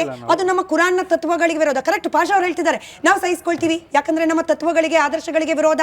ಹೌದು, ನಾವು ಅಶೋಕ ಎಂಬ್ಲಮನ್ನ ಸಹಿಸ್ಕೊಳ್ಳಲ್ಲ, ನಮ್ಮ ಧರ್ಮಕ್ಕೆ ವಿರೋಧ. ನಾವು ಗಣೇಶನನ್ನ ಸಹಿಸ್ಕೊಳ್ಳೋದಿಲ್ಲ, ಕನ್ನಡವನ್ನ ಕನ್ನಡಾಂಬೆ ಅಂತ ಕರೆಯೋದಿಲ್ಲ, ನಾವು ಶಿವಾಜಿಯನ್ನ ಸಹಿಸ್ಕೊಳ್ಳೋದಿಲ್ಲ. ಆದ್ರೆ ನಾವೆಲ್ಲರೂ ಕೂಡ ಭಾರತದ ಸಂವಿಧಾನವನ್ನ ಪಾಲನೆ ಮಾಡೋರು. ಎಷ್ಟು ದ್ವಂದ್ವ ಇದೆ ಈ ಹೇಳಿಕೆಯಲ್ಲಿ. Yes sir, yes ma'am. ಈಗ ಸುಜಲಾಂ ಸುಶಲಾಂ ಮಲಯಜ ಸಿಚಲಾಂ ಸಸ್ಯ ಶ್ಯಾಮಲಾಂ ಮಾತ್ರಂ, ಇದರಲ್ಲಿ ಏನು, ಅದರಲ್ಲಿ ಹಿಂದೂ ಅಥವಾ ಮುಸಲ್ಮಾನಕ್ಕೆ ಏನಿದೆ ಸರ್? ಇದರಲ್ಲಿ ಏನಿದೆ? ಒಂದು ನಮ್ಮ ಪ್ರಕೃತಿಯನ್ನು ವರ್ಣಿಸುವಂಥ ಇದರಲ್ಲಿ ಆ ಒಂದು ಹಿಂದೂ ಮುಸಲ್ಮಾನ ಅದೇನಿದೆ ಅದರಲ್ಲಿ ಹೇಳುವಂಥದ್ದಕ್ಕೆ ಸಂಕೋಚ ಏನು? ಆಮೇಲೆ ಎರಡನೇದು ಈ ಇನ್ಸಿಡೆಂಟ್ ಅಂತ ಬಂದಾಗ, ಸೊ ಈಗ ನಮ್ಮ ಲಾ ಆ್ಯಂಡ್ ಆರ್ಡರ್ ಎಲ್ಲಿಗೆ ಹೋಗ್ತಾ ಇದೆ? ಈಗ ನಮ್ಮ ಆ ಒಂದು ಹೋಮ್ ಮಿನಿಸ್ಟ್ರಿ ಹೇಗಿರ್ಬೋದು, ಏನೇ ಮಾಡಿದ್ರೂ ಅವರು ಸಹಿಸ್ಕೊಳ್ಳುವಂಥದ್ದು ಒಂದು ಆ ದಾಟಿ ಏನಿದೆ. ಈಗ ಅವರು ರಾಜೀನಾಮೆ ಕೊಡೋದು ಬೇಡವಾ? ಸೊ ಅವರು ಇದೇನು ಮೊದಲನೇ ಸರಿನ ಈ ಥರ ನಡೀತಾ ಇರೋದು? ಈಗ ಕಾಂಗ್ರೆಸ್ ಸರ್ಕಾರ ಮೊಟ್ಟ ಮೊದಲಿಗೆ ಬಂದಾಗಲೇ ಇವೆಲ್ಲ ನಡೆಯೋಕ್ಕೆ ಸ್ಟಾರ್ಟ್ ಆಯಿತು. ಸೊ ಇವರು ರಾಜೀನಾಮೆ ಕೊಡಲೇಬೇಕು. ಆಮೇಲೆ ಏನು ನಮಗಲ್ಲಿ ಈ ಒಂದು ನಡೀತಿದ್ದಾವೆ ಇವೆಲ್ಲ ಯಾರೋ ಒಬ್ರು ಕಿಡಿಗೇಡಿಗಳು ಅವ್ರು ಇವರು ಅನ್ನೋಕ್ಕಿಂತ, ಸೊ ಎಲ್ಲೋ ಒಂದು ಕಡೆ ಆ ಕಿಡಿಗೇಡಿಗಳು ಮಕ್ಕಳಾದ್ರೂ ಸ್ವಂತ ಮಾಡಲ್ಲ, ಯಾರಾದ್ರು ಹೇಳ್ಕೊಟ್ಟೆ ಮಾಡಿಸಿರ್ತಾರೆ. ಸೊ ಹಂಗಾಗಿ ಆ ಒಂದು ಮಕ್ಕಳು ಅನ್ನೋದನ್ನ ನಾವು ಯಾವತ್ತೂ ಬೈ ಮಾಡೋದೇ ಇಲ್ಲ. ಸೊ ನಿಮ್ಮ argument it is not viable. So ನೀವು ಅದನ್ನು ಮಾತಾಡಲೇಬೇಡಿ. ಸೊ ಏನಿದ್ರು ನಾವೆಲ್ಲ ಒಗ್ಗಟ್ಟಾಗಿರ್ಬೇಕು. ನಮ್ಮ ದೇಶ ಒಂದು ಅತ್ಯುತ್ತಮ ದೇಶವಾಗಬೇಕು. ನಾವೆಲ್ಲರೂ ನಂಬರ್ 1 ಎಕಾನಮಿ ಆಗಬೇಕು. ಸೊ ಎಲ್ಲರೂ ಅದ್ರ ಮಟ್ಟಿಗೆ ಯೋಚನೆ ಮಾಡೋಣ. ನಿಜವೇ, ಆರ್ ಅಶೋಕ್ ಅವರು ಕೂಡ ಈ ಇನ್ಸಿಡೆಂಟ್ ಬಗ್ಗೆ ಮಾತನಾಡಿದ್ದಾರೆ. ಬೇರೆ ಬೇರೆ ವಿಚಾರಗಳನ್ನು ಪ್ರಸ್ತಾಪ ಮಾಡಿದ್ರು. ಆದ್ರೆ ಈ ಕೋಗಿಲು ಬಡಾವಣೆಯ ವಿಚಾರದಲ್ಲಾದ ಒಂದು ಅಂದ್ರೆ ಪಾಕಿಸ್ತಾನದಿಂದ ಕೆಲವರು ಅದಕ್ಕೆ ರಿಯಾಕ್ಟ್ ಮಾಡಿದ್ದನ್ನು ಕನೆಕ್ಟ್ ಮಾಡ್ಕೊಂಡು ಮಾತನಾಡಿದ್ದಾರೆ. ಆರ್ ಅಶೋಕ್ ಅವರ ಹೇಳಿಕೆಯನ್ನು ಗಮನಿಸಿ ಇದ್ರ ಬಗ್ಗೆ ಕೂಡ ಈ ಆಯಾಮದಲ್ಲೂ ಕೂಡ ನಾವು ಚರ್ಚೆ ಮಾಡೋ ಪ್ರಯತ್ನ ಮಾಡೋಣ. ಆರ್ ಅಶೋಕ್ ಅವರ ಸ್ಟೇಟ್ಮೆಂಟ್. ಗಲಾಟೆ ಆದ ತಕ್ಷಣ ಪಾಕಿಸ್ತಾನದ ಅಂಬಾಸಿಡರ್ ಟ್ವೀಟ್ ಮಾಡಿದ್ರು. ಅಂದ್ರೆ ಲಿಂಕ್ ಇಟ್ಕೊಂಡವ್ರೆ ಇವರೆಲ್ಲ. ಮೋಸ್ಟ್ಲಿ ಶಿವಾಜಿ ಗಲಾಟೆಗೂ ಪಾಕಿಸ್ತಾನದ ಟ್ವೀಟ್ ಮಾಡ್ತಾರೋ ಗೊತ್ತಿಲ್ಲ. ಅದರಿಂದ ಲಿಂಕ್ ಇರ್ಬೋದು ಇವ್ರಿಗೆ. ಅದರಿಂದ ಇವ್ರ ಮೇಲೆಲ್ಲ ದೇಶದ್ರೋಹದ ಕೇಸ್ ಹಾಕ್ಬೇಕು, ಇವ್ರನ್ನೆಲ್ಲ ಗೂಂಡಾ ಆಕ್ಟಲ್ಲಿ ಒಳಗಾಕ್ಬೇಕು ಅನ್ನೋ ಆಗ್ರಹವನ್ನ ನಾನು ಮಾಡ್ತಾ ಇದ್ದೀನಿ. ಸಿಕಂದರ್ ಅವ್ರು ನಮ್ಮ ಜೊತೆ ಇದ್ದಾರೆ ಆಚೆಯಿಂದ. ಸಿಕಂದರ್ ಸರ್, ನನ್ನ ಧ್ವನಿ ತಲುಪ್ತಾ ಇದ್ರೆ ದೇಶದ್ರೋಹ ಅಂತಲೇ ಇನ್ನೇನು ಹೇಳಬೇಕು ಸರ್? ಈ ನೆಲದ ಅಂದ್ರೆ ನಮ್ಮ ದೇಶದ ನೆಲದ ಮೂಲ ಸಂಸ್ಕೃತಿ, ದೇವಾನುದೇವತೆಗಳ ಆರಾಧನೆ, ಮೆರವಣಿಗೆ, ಉತ್ಸವ, ನಾವು ಇದನ್ನು ವಿರೋಧಿಸ್ತೀವಿ ಅಂದ್ರೆ ಈ ದೇಶದ ಮೂಲ ತತ್ವವನ್ನ ವಿರೋಧ ಮಾಡಿದಾಗಲ್ವಾ? ಅದು ದೇಶದ್ರೋಹ ಅಲ್ವಾ? ಇನ್ನೊಂದು ಸಮುದಾಯವನ್ನ ಭ್ರಾತೃತ್ವದ ಭಾವನೆಯಲ್ಲಿ ನೋಡಬೇಕು ಅಂತ ಹೇಳಿ ನಮ್ಮ ಸಂವಿಧಾನ ತಿಳಿಸುತ್ತೆ. ನಾವಿಲ್ಲ ಕಲ್ಲು ಹೊಡಿತೀವಿ ಅನ್ನೋದು ನಮ್ಮ ಕಾನ್ಸ್ಟಿಟ್ಯೂಷನ್ಗೆ, ಸಂವಿಧಾನವನ್ನ ವಿರೋಧ ಮಾಡೋದಲ್ವಾ? ಅದಲ್ವಾ ದೇಶದ್ರೋಹ? ಹಾಕ್ಬೇಕಲ್ವಾ ಇಂಥವ್ರಿಗೆ ದೇಶದ್ರೋಹದ ಪ್ರಕರಣವನ್ನ? ಸಿಕಂದರ್ ಸರ್. ಮೇಡಮ್ ಅವ್ರ ಒಂದ್ ನಿಮಿಷ ಕೇಳಿ. ನಾವು ಯಾವುದನ್ನು ಸಮರ್ಥನೆ ಮಾಡಿಕೊಳ್ತಾ ಇಲ್ಲ, ಯಾವುದನ್ನು ವಿರೋಧಿಸುತ್ತಾ ಇಲ್ಲ. ಬಾಗಲಕೋಟೆಯಲ್ಲಿ ನಡೆದಂತ ತದನಂತರದ ಬೆಳವಣಿಗೆಯನ್ನ ತಾವು ಗಮನದಲ್ಲಿ ಇಟ್ಕೊಂಡಿಲ್ಲ ಕಾಣುತ್ತೆ. ಬಾಗಲಕೋಟೆಯಲ್ಲಿ ರಾತ್ರಿ ನಡೆದ ಘಟನೆಯ ನಂತರ 2 ಗಂಟೆ ನಂತರ ಬಾಗವಾನ್ ಮಾರ್ಕೆಟ್ ನಲ್ಲಿ 2 ಗೂಡು ಅಂಗಡಿಗಳನ್ನ ಬೆಂಕಿ ಹಚ್ಚಲಾಗಿದೆ. ಯಾರು ಹಚ್ಚಿದ್ರು ಸರ್? ಅದಕ್ಕೆ ಸಂಬಂಧಪಟ್ಟಂತೆ ಇನ್ನೂವರೆಗೂ ಬಾಗಲಕೋಟೆಯಲ್ಲಿ ಯಾರು ಹಚ್ಚಿದ್ದಾರು? ಮಾರ್ಕೆಟ್ ನಲ್ಲಿ 2 ಗಾಡಿಗಳಿಗೆ ಹಚ್ಚಿದ್ದು ಯಾರು? 2 ಗಾಡಿಗಳಿಗೆ ಬೆಂಕಿ ಹಚ್ಚಲಾಗಿದೆ. ಅದು ಯಾರಂತ ಪೊಲೀಸರು ಪತ್ತೆ ಹಚ್ಚಿ ಸಿಕಂದರ್ ಸರ್, ಯಾಕೆ ಕೇಳ್ದೆ ಅಂದ್ರೆ ಈಗಷ್ಟೇ SP ಅವರು ಮಸೀದಿ ಒಳಗಿಂದಾನೆ ಕಲ್ಲು ಬಂತು ಅಂದ್ರೆ ನೀವು ನಂಬೋದಿಲ್ಲ. ಈ ಗಾಡಿಗೆ ಬೆಂಕಿ ಹಚ್ಚಿದವ್ರು ಯಾರು? ಪೊಲೀಸರು ಹೇಳ್ರಿ. ಅಂದ್ರೆ ಪೊಲೀಸರು ನಿಮಗೆ ವಿರುದ್ಧವಾಗಿ ಏನಾದ್ರೂ ಹೇಳಿದ್ರೆ ನೀವು ಪೊಲೀಸರನ್ನ ನಂಬಲ್ಲ, ಪೊಲೀಸರು ನಿಮ್ಮ ಅನುಕೂಲಕ್ಕೆ ಏನಾದ್ರು ಹೇಳಿದ್ರೆ ಮಾತ್ರ ಪೊಲೀಸರನ್ನ ನಂಬೋದಾ? ಹಿಂಗ ಸಿಕಂದರ್ ಸರ್? ಮೇಡಮ್ ಅವರೇ, ನಾನು ಏನ್ ಹೇಳ್ತಾ ಇದ್ದೇನೆ, ಈಗ 144 ಕಲಂ ಜಾರಿ ಆಯ್ತು. 12 ನಂತರನೂ ಕೂಡ 200 ರಿಂದ 250 ಜನಾನು ಸೇರಿ ಮತ್ತೆ ಘೋಷಣೆಗಳನ್ನ ಕೂಗ್ತಾ ಇದ್ರು. ಅವಾಗಲೂ ಕೂಡ ಈ ಕಾನೂನನ್ನ ಗೌರವಿಸುವಂತ, ಸಂವಿಧಾನವನ್ನ ಗೌರವಿಸುವಂತ ಮಾತನಾಡ್ತಕ್ಕಂಥ ಜನ ಈ ಸರ್ಕಾರವನ್ನೇ ನಿಯಮಗಳನ್ನ ಪಾಲಿಸದಿದ್ದರೆ ಅದಕ್ಕೆ ಯಾರು ಅದಕ್ಕೆ ಉತ್ತರ ಕೊಡಬೇಕು? ಕಾನೂನು ಉಲ್ಲಂಘನೆ ಮಾಡ್ತಾರೆ ಯಾರು ಸರ್? ಕಾನೂನು ಉಲ್ಲಂಘನೆ ಬಗ್ಗೆ ಮಾಡಿದಂತವರಿಗೆ ಈಗಾಗಲೇ ಅರೆಸ್ಟ್ ಆಗಿದ್ದಾರೆ. ನಾವು ಅದನ್ನು ಸಮರ್ಥನೆ ಮಾಡಿಕೊಳ್ತಾ ಸರ್. ನೀವು ಕಲ್ಲೊಡ್ದಾಗ ಹಿಂದೂಗಳು ಬಾಲ ಮುದ್ರಕೊಂಡು ಮನೆದೊಳಗೆ ಬಾಕ್ಲಾ ಕೂತ್ಕೊಂಡ್ಬಿಡ್ಬೇಕಾಯ್ತು, ಎದುರ್ಕೊಂಡು ಈಚೆಗೆ ಬರ್ಲೇಬಾರ್ದಾಯ್ತು. ಈಗ 2 ಗಾಡಿಗಳು ಬೆಂಕಿ ಇಕ್ಕಿದ್ದಾರೆ ಅಂತ ನಿಮಗೆ ಗುರಿತಾ ಇದೆ. ನಮ್ಮ ದೇವರ ಮೇಲೆ ಬಾಲ ಮುದ್ರಕೊಂಡು ಭಾಷೆ ಬಗ್ಗೆ ಗಮನ ಇರಲಿ ದಿಲೀಪ್ ಅವರೇ, ಭಾಷೆ ಬಗ್ಗೆ ಗಮನ ಇರಲಿ. ಹೇಳಿ ಸಿಕಂದರ್ ಸರ್. ಕಲಂ ಆಡಳಿತ, ಬಾಗಲಕೋಟೆ ಆಡಳಿತ ಏರಿದಾಗ ಅದನ್ನ ಉಲ್ಲಂಘನೆ ಮಾಡಿದ್ರು ಕೂಡ ಸುಮ್ಮನೆ ಕೂತಿದೀವಲ್ಲ, ನಾವೇನಾದ್ರೂ ಅದಕ್ಕೆ ವಿರೋಧ ವ್ಯಕ್ತಪಡಿಸಿದೀವ್ಯಾ?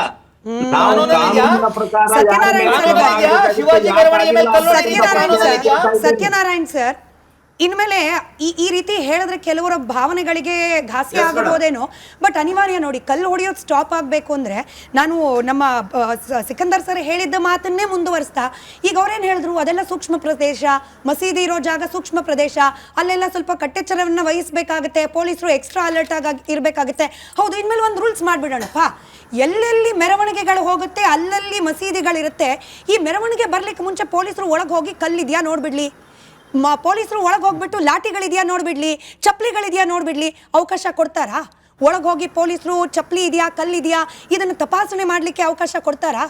ಒಂದ್ಸತಿ ಹಂಗೆ ಕ್ಲೀನಾಗಿ ಚೆಕ್ ಮಾಡಿಬಿಟ್ರೆ ಕಲ್ಲು ಬರಲ್ಲ ಅಲ್ವಾ ಸತ್ಯನಾರಾಯಣ್ ಸರ್? ಮೇಡಮ್ ಇದು ಬಹಳ ಒಳ್ಳೆ ಪ್ರಶ್ನೆ ಕೇಳಿದಿರ ತಾವು. ನಾನು 2 ಕ್ಲಾರಿಫಿಕೇಶನ್ ಕೊಡ್ತೀನಿ. ನಾವು ಹಿಂದೂಗಳು ಪ್ರಚೋದನೆ ಮಾಡಿದ್ರು ಅಂತ ಹೇಳಿದ್ರಲ್ಲ ಅವರು, ಏನು ಈ ಈದ್ ಮಿಲಾದ್ನಲ್ಲಿ ಇವರು ಪಾಕಿಸ್ತಾನ, ಪ್ಯಾಲೆಸ್ಟೈನ್, ಲೆಬನಾನ್ ಧ್ವಜ ಪ್ರದರ್ಶನ ಮಾಡಿದ್ರಲ್ಲ, ಅವಾಗ ಯಾಕೆ ಪ್ರಚೋದನೆ ಕೊಟ್ರಿ ಇವ್ರಿಗೆ? ಒಂದು. ಎರಡನೇದು, ಇವಾಗ ಅವ್ರ ಅತಣಿಯವ್ರು ಹೇಳಿದ್ರು 144ನೇ ಕಾನೂನು ಜಾರಿ ಅಲ್ಲ, 144 ಅಲ್ಲ 156 BNS ಕಾನೂನು ಜಾರಿ ಐತಿ. ಮತ್ತೆ ಇವ್ರು ಯಾಕೆ ಪ್ರಾರ್ಥನೆ ಮಾಡಿದ್ರು ಮಸೂದಿ ಒಳಗೆ ಹೋಗಿ 200-300 ಜನಗಳು? ಇದು ಕೊಡುತ್ತೆ. ಇದು 2 ಕೇಳ್ತಾ ನೀವು ಕೇಳಿದಂತ ಒಂದು ಪ್ರಶ್ನೆಗೆ ನಾವು ಒಂದು ಕರೆಕ್ಷನ್ ಬಯಸ್ತಾ ಇದ್ದೀನಿ ಮೇಡಮ್. ಈಗ ಇದಕ್ಕಿಂತ ಪೂರ್ವದಾಗ, ಮೆರವಣಿಗೆ ಪೂರ್ವದಲ್ಲಿ ಮಸೀದಿ ಒಳಗೆ ಹೋಗಿ ಅದನ್ನ ಸರ್ಚ್ ಮಾಡೋದು ಬೇಡ, ಇನ್ನು ಮೇಲೆ ಒಂದು ಕಾನೂನು ಆಗ್ಬೇಕು ಈ ದೇಶದಾಗ. ಒಂದು ಪಕ್ಷ ಮಸೀದಿಯಿಂದ ಪ್ರಾರ್ಥನೆ ಹೊರತುಪಡಿಸಿ ಕಲ್ಲು ತೂರಿ ಬಂದರೆ, ಚಪ್ಪಲಿಗಳು ತೂರಿ ಬಂದರೆ, ಅಲ್ಲಿ ಶಸ್ತ್ರಾಸ್ತ್ರಗಳು ಕಂಡು ಬಂದರೆ ಆ ಮಸೀದಿಯನ್ನು ನೆಲಸಮ ಮಾಡುವಂತ ಕಾನೂನು ಆಗ್ಬೇಕು. ಈ ದೇವಸ್ಥಾನದಲ್ಲಾದ್ರೂ ಅಂತ ಒಪ್ಕೊಂಡ್ಬಿಡೋಣ ಸರ್. ದೇವಸ್ಥಾನ, ಮಠ ಎಲ್ಲಿಂದ ಬಂದ್ರು ಕೂಡ ಅಂತದನ್ನ ನೆಲಸಮ ಮಾಡಿ ಅಂತ ಒಪ್ಕೊಂಡ್ಬಿಡೋಣ.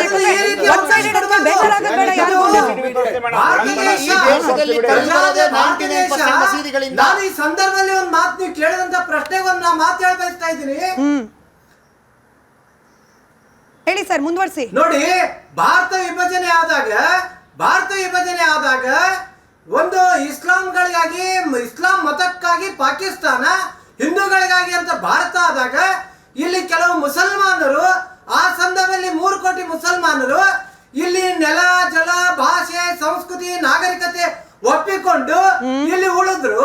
ಅವತ್ತು 3 ಕೋಟಿ ಇದ್ದವರು ಇವತ್ತು 20 ಕೋಟಿ ಆಗಿ ನಾನು ಈ ಸಂಸ್ಕೃತಿನ ವಿರೋಧ ಮಾಡ್ತೀನಿ ಅನ್ನೋದು ಎಷ್ಟು ಸಮಂಜಸ ಇದು? ಅದಕ್ಕಾಗಿ ನಮ್ಮ ಕಾನೂನಿನಲ್ಲಿ ಒಂದು ಸಂಶೋಧನೆ ಆಗ್ಬೇಕು. ಈ ವ್ಯವಸ್ಥೆಗೆ ಹೊಂದಿಕೊಳ್ಳಿಲ್ಲ ಅಂತಂದ್ರೆ ಏನು ದೇಶದ್ರೋಹದ ಘೋಷಣೆ ಕೂಗವ್ರನ್ನ ಗಡಿಪಾರ್ ಮಾಡ್ಬೇಕು. ಇಲ್ಲಿ ಮಸೀದಿ ಇರೋದು ಪ್ರಾರ್ಥನೆಗೆ, ಆ ಮಸೀದಿಯಿಂದ ಕಲ್ಲು ತೂರಿದ್ರ, ಚಪ್ಪಲಿ ತೂರಿದ್ರ ಆ ಮಸೀದಿಗಳನ್ನು ನೆಲಸಮ ಮಾಡ್ಬೇಕು ಅಂತೇಳಿ ನಾವು ಅಂತ ಒಂದು ಕಾನೂನಿನ ಶೌಚಾಲಯ ಆಗ್ಬೇಕು. ನಟರಾಜ್ ಗೌಡ್ರು ಸಂಪರ್ಕದಲ್ಲಿ ಇದ್ದಾರೆ ಅಂತ ಭಾವಿಸ್ತಾ. ನಟರಾಜ್ ಗೌಡ್ರೆ, 2 ಮಾಡ್ಬೋದಪ್ಪ. ಈ ತರ ಕಲ್ ತೂರೋದು, 4 ಜನ ಒಳಗೆ ಹಾಕೋದು, ಹೊರಗೆ ಬಿಡೋದು, ಶಾಂತಿ ಸಭೆ ಮಾಡೋದು, ಇಷ್ಟೆಲ್ಲ ತಾಪತ್ರೆಯ ಬೇಡ ಅಂದ್ರೆ ಈಸಿ ಸೊಲ್ಯೂಷನ್ 2 ಸರ್. ಒಂದು, ನಾನು ಆಗ್ಲೇ ಹೇಳ್ದಾಗೆ ಮಸೀದಿಗಳು ಒಳಗೆ ಹೋಗ್ಬಿಟ್ಟು ಕಲ್ಲಿದೆಯಾ ಕೋಲಿದೆಯಾ ಚೆಕ್ ಮಾಡೋದು, ಅದು ಮಾಡ್ಲಿಕ್ಕೆ ಕಷ್ಟ ಆಗಬಹುದೇನೋ. ಅದಕ್ಕೆ ಇನ್ನೊಂದು ನಿಮ್ದೇ ಸರ್ಕಾರ ಇದೆ, ರೂಲ್ಸ್ ತಂದ್ಬಿಡಿ. ಇನ್ಮೇಲೆ ಯಾವುದೇ ಹಿಂದೂ ಸಮುದಾಯ ಬೀದಿಯಲ್ಲಿ ಮೆರವಣಿಗೆ ಮಾಡುವಂಗಿಲ್ಲ, ಹಿಂದೂ ಸಮುದಾಯದವರು ಉತ್ಸವಗಳನ್ನ ಬೀದಿಯಲ್ಲಿ ಮಾಡೋ ಹಾಗಿಲ್ಲ, ಹಿಂದೂ ಸಮುದಾಯದವರು ಡಿಜೆಯನ್ನ ಹಾಕೋ ಹಾಗಿಲ್ಲ, ಎಸ್ಪೆಷಲಿ ಮಸೀದಿ ಇರೋ ಏರಿಯಾದಲ್ಲಿ ಹಿಂದೂಗಳು ಓಡಾಟವನ್ನೇ ಮಾಡೋ ಹಂಗಿಲ್ಲ. ತಂದ್ಬಿಡಿ ಎಲ್ಲ ರೂಲ್ಸು. ಕಲ್ಲು ಬೀಳಲ್ಲ, ಸಮರ್ಥನೆ ಮಾಡ್ಕೊಳ್ಳೋ ಅನಿವಾರ್ಯತೆನೂ ಬರಲ್ಲ. ನಟರಾಜ್ ಗೌಡ್ರೆ, 2ರಲ್ಲಿ 1 ಮಾಡ್ಬೇಕು, 2ರಲ್ಲಿ 1 ಮಾಡ್ಲೇಬೇಕು. ಇಲ್ಲ ನಿಮ್ದು ಸಲಹೆ ಒಂಥರ ವಿಚಿತ್ರವಾಗಿದೆ. ಮತ್ತೆ ನೀವೇ ಕೊಡಿ ಸರ್. ಇದು 2 ಬಿಟ್ಟು ಒಂದು ಮಸೀದಿ ಒಳಗೆ ಚೆಕ್ ಮಾಡೋದು, ಇಲ್ಲಾಂದ್ರೆ ಉತ್ಸವಗಳನ್ನು ಸ್ಟಾಪ್ ಮಾಡಿಸ್ಬಿಡಬಹುದು. ಇದು 2 ಬಿಟ್ಟು ಬೇರೆ ಏನಿದೆ? ಬೇರೆ ಸಲಹೆ ಇದೆ ನೋಡಿ. ಕರ್ನಾಟಕದಲ್ಲಿ 1 ಲಕ್ಷ ಜಾಗದಲ್ಲಿ ಗಣೇಶ ಉತ್ಸವ ಮಾಡಿದ್ರು, ಆದ್ರೆ ಒಂದೇ ಒಂದು ಕಿಡಿಗೇಡಿಗಳು ಅದನ್ನ ಕಲ್ಲನ್ನು ತೂರಿದ್ರು, ಅಲ್ಲಿ ಗಲಾಟೆ ಆಗಿತ್ತು. ಎಲ್ಲೇ ಆದ್ರೂ ಹಿಂದೂ ಆಗ್ಲಿ ಮುಸಲ್ಮಾನ್ ಆಗ್ಲಿ ಒಬ್ರಿಗೊಬ್ರು ಪರಸ್ಪರ ಗೌರವ ಕೊಟ್ಕೊಂಡು ಇಬ್ರು ಸಾಂಸ್ಕೃತಿಕವಾಗಿ ಇಬ್ರು ನಾವು ಪರಸ್ಪರ ರೈಟ್. ಅವ್ರ ಸಂಪರ್ಕ ಕಡಿತ ಆಗಿದೆ ಪಾಷಾ ಸರ್. ಅಷ್ಟೇ ಅಲ್ಲ, ಡಿಜೆ ಹಾಕೊಳ್ಳೋದು ಅಥವಾ ಮೆರವಣಿಗೆ ಹೋಗೋದು, ಘೋಷಣೆಗಳನ್ನ ಕೂಗೋದು, ಭಗವಧ್ವಜ, ಇದೆಲ್ಲವೂ ಕೂಡ ಇನ್ನೊಂದು ಸಮುದಾಯದ ಧಾರ್ಮಿಕ ಭಾವನೆಯನ್ನ ಕೆರಳಿಸುತ್ತೆ ಅಂದ್ರೆ ಬ್ಯಾನ್ ಮಾಡಿಸ್ಬಿಡೋಣ ಅಲ್ವಾ? ಮೇಡಮ್ ನೋಡಿ, ಇದು ನಮ್ಮ ಭಾರತ ಮೇಡಮ್. ಈಗ ತುಂಬಾ ಇದುವಾಗಿ ಗೌರವವಾಗಿ ಹೇಳ್ತಾ ಇದ್ರು ಸಂವಿಧಾನ ಅಂತ. ಸಂವಿಧಾನ ನಡೀತಾ ಇದ್ದಾರೆ, ಅವರು ನಡೀತಾ ಇದ್ದಾರ. ಕಾನೂನು ಯಾರ ಕೈನಲ್ಲಿ ತಗೊಳ್ತಾ ಇರೋದು? ಕಲ್ಲು ಅವನು ಕಿಡಿಕೇಡಿ ಹೊಡೆದ ಅವ್ರಿಗೆ ಕಾನೂನು ಕ್ರಮ ತಗೊಳ್ಳತ್ತೆ. ಬೀದಿನಲ್ಲಿ ಬಂದು ಎಲ್ಲ ಅಮಾಯಕರ ಮೇಲೆ, ಬಡವರ ಮೇಲೆ, ಅವ್ರ ಬಡವರ ಅಂಗಡಿ ಮೇಲೆ ಎಲ್ಲ ಬೆಂಕಿ ಹಾಕೋದು ಯಾವ ಸಂವಿಧಾನ ಹೇಳ್ಕೊಡತ್ತೆ ಮೇಡಮ್? ಯಾವ ಕಾನೂನು ಹೇಳುತ್ತೆ ಮೇಡಮ್? ಸರ್, ಸಂವಿಧಾನವನ್ನು ಪಕ್ಕಕ್ಕಿಡೋಣ. ಒಂದು ನಿಮಿಷ ನೀವು ಹೇಳಿ ಉತ್ತರವನ್ನ. ನೀವು ಆ ಸಮುದಾಯದ ಮುಖಂಡರಿದ್ದೀರಿ. ಮಸೀದಿ ಅಂತ ಪವಿತ್ರ ಪ್ರಾರ್ಥನಾ ಸ್ಥಳದಲ್ಲಿ ಕಲ್ಲೆಸೆಯುವಂತ ಕಿಡಿಗೇಡಿಗಳಿದ್ದಾಗ ಸಮುದಾಯ ಏನ್ ಕ್ರಮ ಕೈಗೊಳ್ತಾ ಇದೆ ಇಂಥವರ ವಿರುದ್ಧ? ಮೇಡಮ್ ನೋಡಿ, ಸಮುದಾಯದಿಂದ ಅಲ್ಲ ನೋಡಿ ಅದೇ ಇದನ್ನ ಕಾನೂನು ಒಬ್ಬನು ಕ್ರಮ ಕೈಗೊಳ್ಳುತ್ತೆ ಸರ್. ಸಮುದಾಯ ಏನ್ ಮಾಡ್ತಾ ಇದೆ? ಬಹಿಷ್ಕಾರ ಮಾಡ್ತಾ ಇದೆ ಅವರನ್ನ. ನೋಡಿ, ಇಸ್ಲಾಂನಿಂದ ದೊಡ್ಡದು, ಕಾನೂನಿಂದ ದೊಡ್ಡದು ಇಸ್ಲಾಂ ಇಲ್ಲ. ಇಸ್ಲಾಮು ಕಾನೂನು ಅವಕಾಶ ಕೊಡುತ್ತೆ ಇಸ್ಲಾಂ ಫಾಲೋ ಮಾಡಕ್ಕೆ, ಸಂವಿಧಾನ ಅವಕಾಶ ಕೊಡುತ್ತೆ ಇಸ್ಲಾಂ ಫಾಲೋ ಮಾಡಕ್ಕೆ. ಇನ್ನೊಂದು ಏನಂದ್ರೆ, ಯಾವಾಗ ಬಾಬಾ ಸಾಹೇಬ್ ಅಂಬೇಡ್ಕರ್ ಸಂವಿಧಾನ ಆಗಲಿ ಕಾನೂನು ಆಗಲಿ ಅವನು ಕಿಡಿಕೇಡಿ ಅವನ ಮೇಲೆ ಕ್ರಮ ತಗೊಂಡಿದ್ಮೇಲೆ ನಾವು ಅದ್ರ ಬಗ್ಗೆ ನಾವು ಏನು ಹೇಳಂಗಿಲ್ಲ, ಅದು ತಪ್ಪುನೇ. ನಾವು ಹೇಳ್ತೀವಿ ಅವ್ರಿಗೆ ಏನು ಕ್ರಮ ತಗೋಬೇಕು, ಏನು ಕ್ರಮ ಮಾಡಬೇಕು, ಯಾವ ಕಾನೂನು ತರಬೇಕು ತರಿ, ಅದು ಬೇಡ ಅಂತಲ್ಲ. ಒಂದು ಕಡೆ ನೋಡಬೇಡಿ, 2 ಕಡೆ ನೋಡಿ. ಈಗ ನೋಡಿ ಈಗ ಬಂದಿದೆ ಎಲ್ಲ ಆಚೆ. 3 ದಿವಸ ಆದ್ಮೇಲೆ ಬರುತ್ತೆ ಏನು, ಆ ಕಡೆಯಿಂದ ಹಿಂದೂ ಹುಡುಗ ಹೊಡೆದ ಅಂತ ಅದು ಈ ವಿಡಿಯೋ ಬರುತ್ತೆ. ಹೆಂಗೆ ಇದ್ರದ್ದು ಚಿಕ್ಕಮಂಗ್ಳೂರ್ದು ಬಂತು, ಅದೂ ಬರುತ್ತೆ. ಅವ್ನು ನೋಡಿ ಕಲ್ಲು ಹೊಡೆದಲ್ಲ ತಂತ್ರಿರು, ಅವನು ಇರ್ಬೋದು, ಅವನು ಯಾರನ್ನ ಸೈಕೋ ಇರ್ಬೋದು,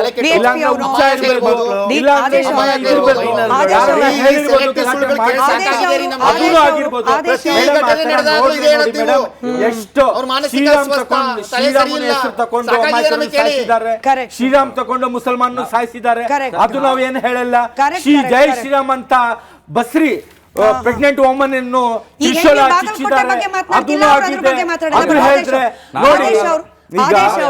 ಆದೇಶ್ ಅವರು ಚಾಮರಾಜಪೇಟೆಯಲ್ಲಿ ಓಂ ಶಕ್ತಿ ಮಾಲಾಧಾರಿಗಳ ಮೇಲೆ ಕಲ್ಲು, ಅದರಲ್ಲೂ ಯಾರೋ ಹಿಂದೂಗಳ ಪ್ರಚೋದನೆ ಅಂತಾರೆ, ನಾವು ಕೇಳಿಸ್ಕೊಳ್ಬೇಕು. ಗಣೇಶ ಮೆರವಣಿಗೆ ಹೋಗ್ತಾ ಇರತ್ತೆ, ಚಿಕ್ಕ ಮಕ್ಕಳು ಉಗಿತಾರೆ, ಇದು ಹಿಂದೂಗಳು ಉದ್ರೇಕ ಮಾಡಿದ್ರು, ನಾವು ಕೇಳಿಸ್ಕೊಳ್ಬೇಕು. ಇವತ್ತು ಶಿವಾಜಿ, ನಿನ್ನೆ ಗಣೇಶ, ನಾಳೆ ಹನುಮಂತ, ಇನ್ ಎಷ್ಟು ಅಂತ ಎಷ್ಟು. ಆಮೇಲೆ ಒಂದು ಹೇಳಕ್ ಇಷ್ಟಪಡ್ತೀನಿ, ನಾವ್ ಯಾವತ್ತಾದ್ರೂ ಮೊಹರಂ ಪ್ರೊಸೆಷನ್ಗೆ ರೆಡಿ ಮಾಡಿದೀವ? ಏನಾದ್ರು ಕಲ್ಲು ತೂರಾಟ ಮಾಡಿರೋದು ಬಂದಿದ್ಯಾ? ಒಂದೇ ಒಂದು ಹೊಡೆದಿದೀವ? ಈಗ ನಾವೇನಾದ್ರು ಆತರ ಮಾಡಿದ್ರೆ ನೀವು ನಮಗೆ ಆ ಸಮರ್ಥನೆ ಮಾಡ್ಕೊಳ್ಳೋ ಅವಕಾಶನೇ ಇರ್ಲಿವಲ್ಲ. ಈಗ ನಾವು ಏನೋ ಹುಡುಗರು ಎಷ್ಟರು ಅಂತ ಹೇಳಕ್ಕೆ ಇಲ್ವಲ್ಲ. ಈಗ ನಾವು ಮೊಹರಂಗೆ ಎಷ್ಟು ಗೌರವ ಕೊಡ್ತೀವಿ, ಈಗ ನೀವು ಗಣೇಶ ಪ್ರಶಸ್ತಿಗೆ ಅಷ್ಟೇ ಗೌರವ ಕೊಡ್ಬೋದಿತ್ತಲ್ವಾ? ನೋಡಿ ಮೇಡಮ್, ಎಲ್ಲ ಕಡೆ ಇರಲ್ಲ. ಮೆರವಣಿಗೆ ಹೋಗ್ತಾರೆ,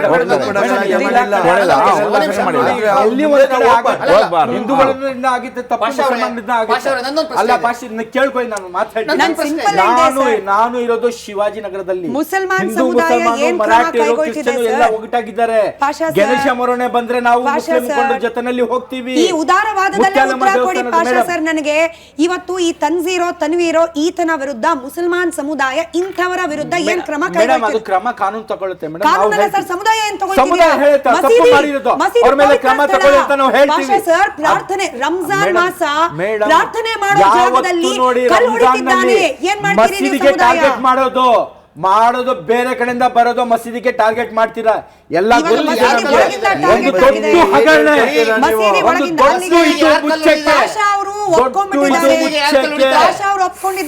ದೊಡ್ಡ ಇದು ಮುಚ್ಚಕ್ಕೆ, ಭಾರತದಲ್ಲಿ ಶಾಂತಿ ಕದಡಕ್ಕೆ ಒಂದು ದೊಡ್ಡ ಕಾಂಟ್ರಾಕ್ಟ್ ತಗೊಂಡಿದ್ದಾರೆ ಕೆಲವು ಧರ್ಮಗಳು.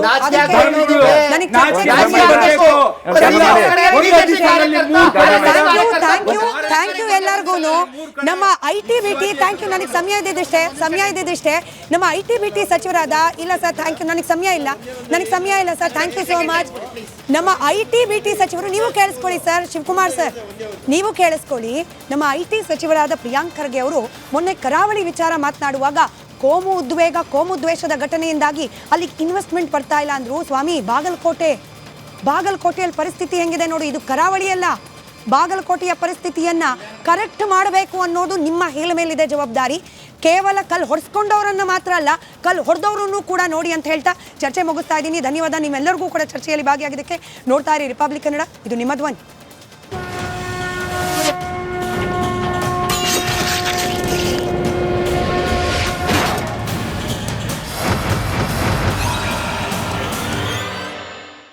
ಚಹಾದ ಸ್ವೀಟ್ ಟೇಸ್ಟ್ MDHD+ ನಿಂದಲೇ ಬರುತ್ತೆ. ಗಂಟು ಕಟ್ಟಿಕೋ. ಲವಂಗ, ಹಸಿರು ಏಲಕ್ಕಿಯಿಂದ ತುಂಬಿದ MDHD+ ಮಸಾಲೆ.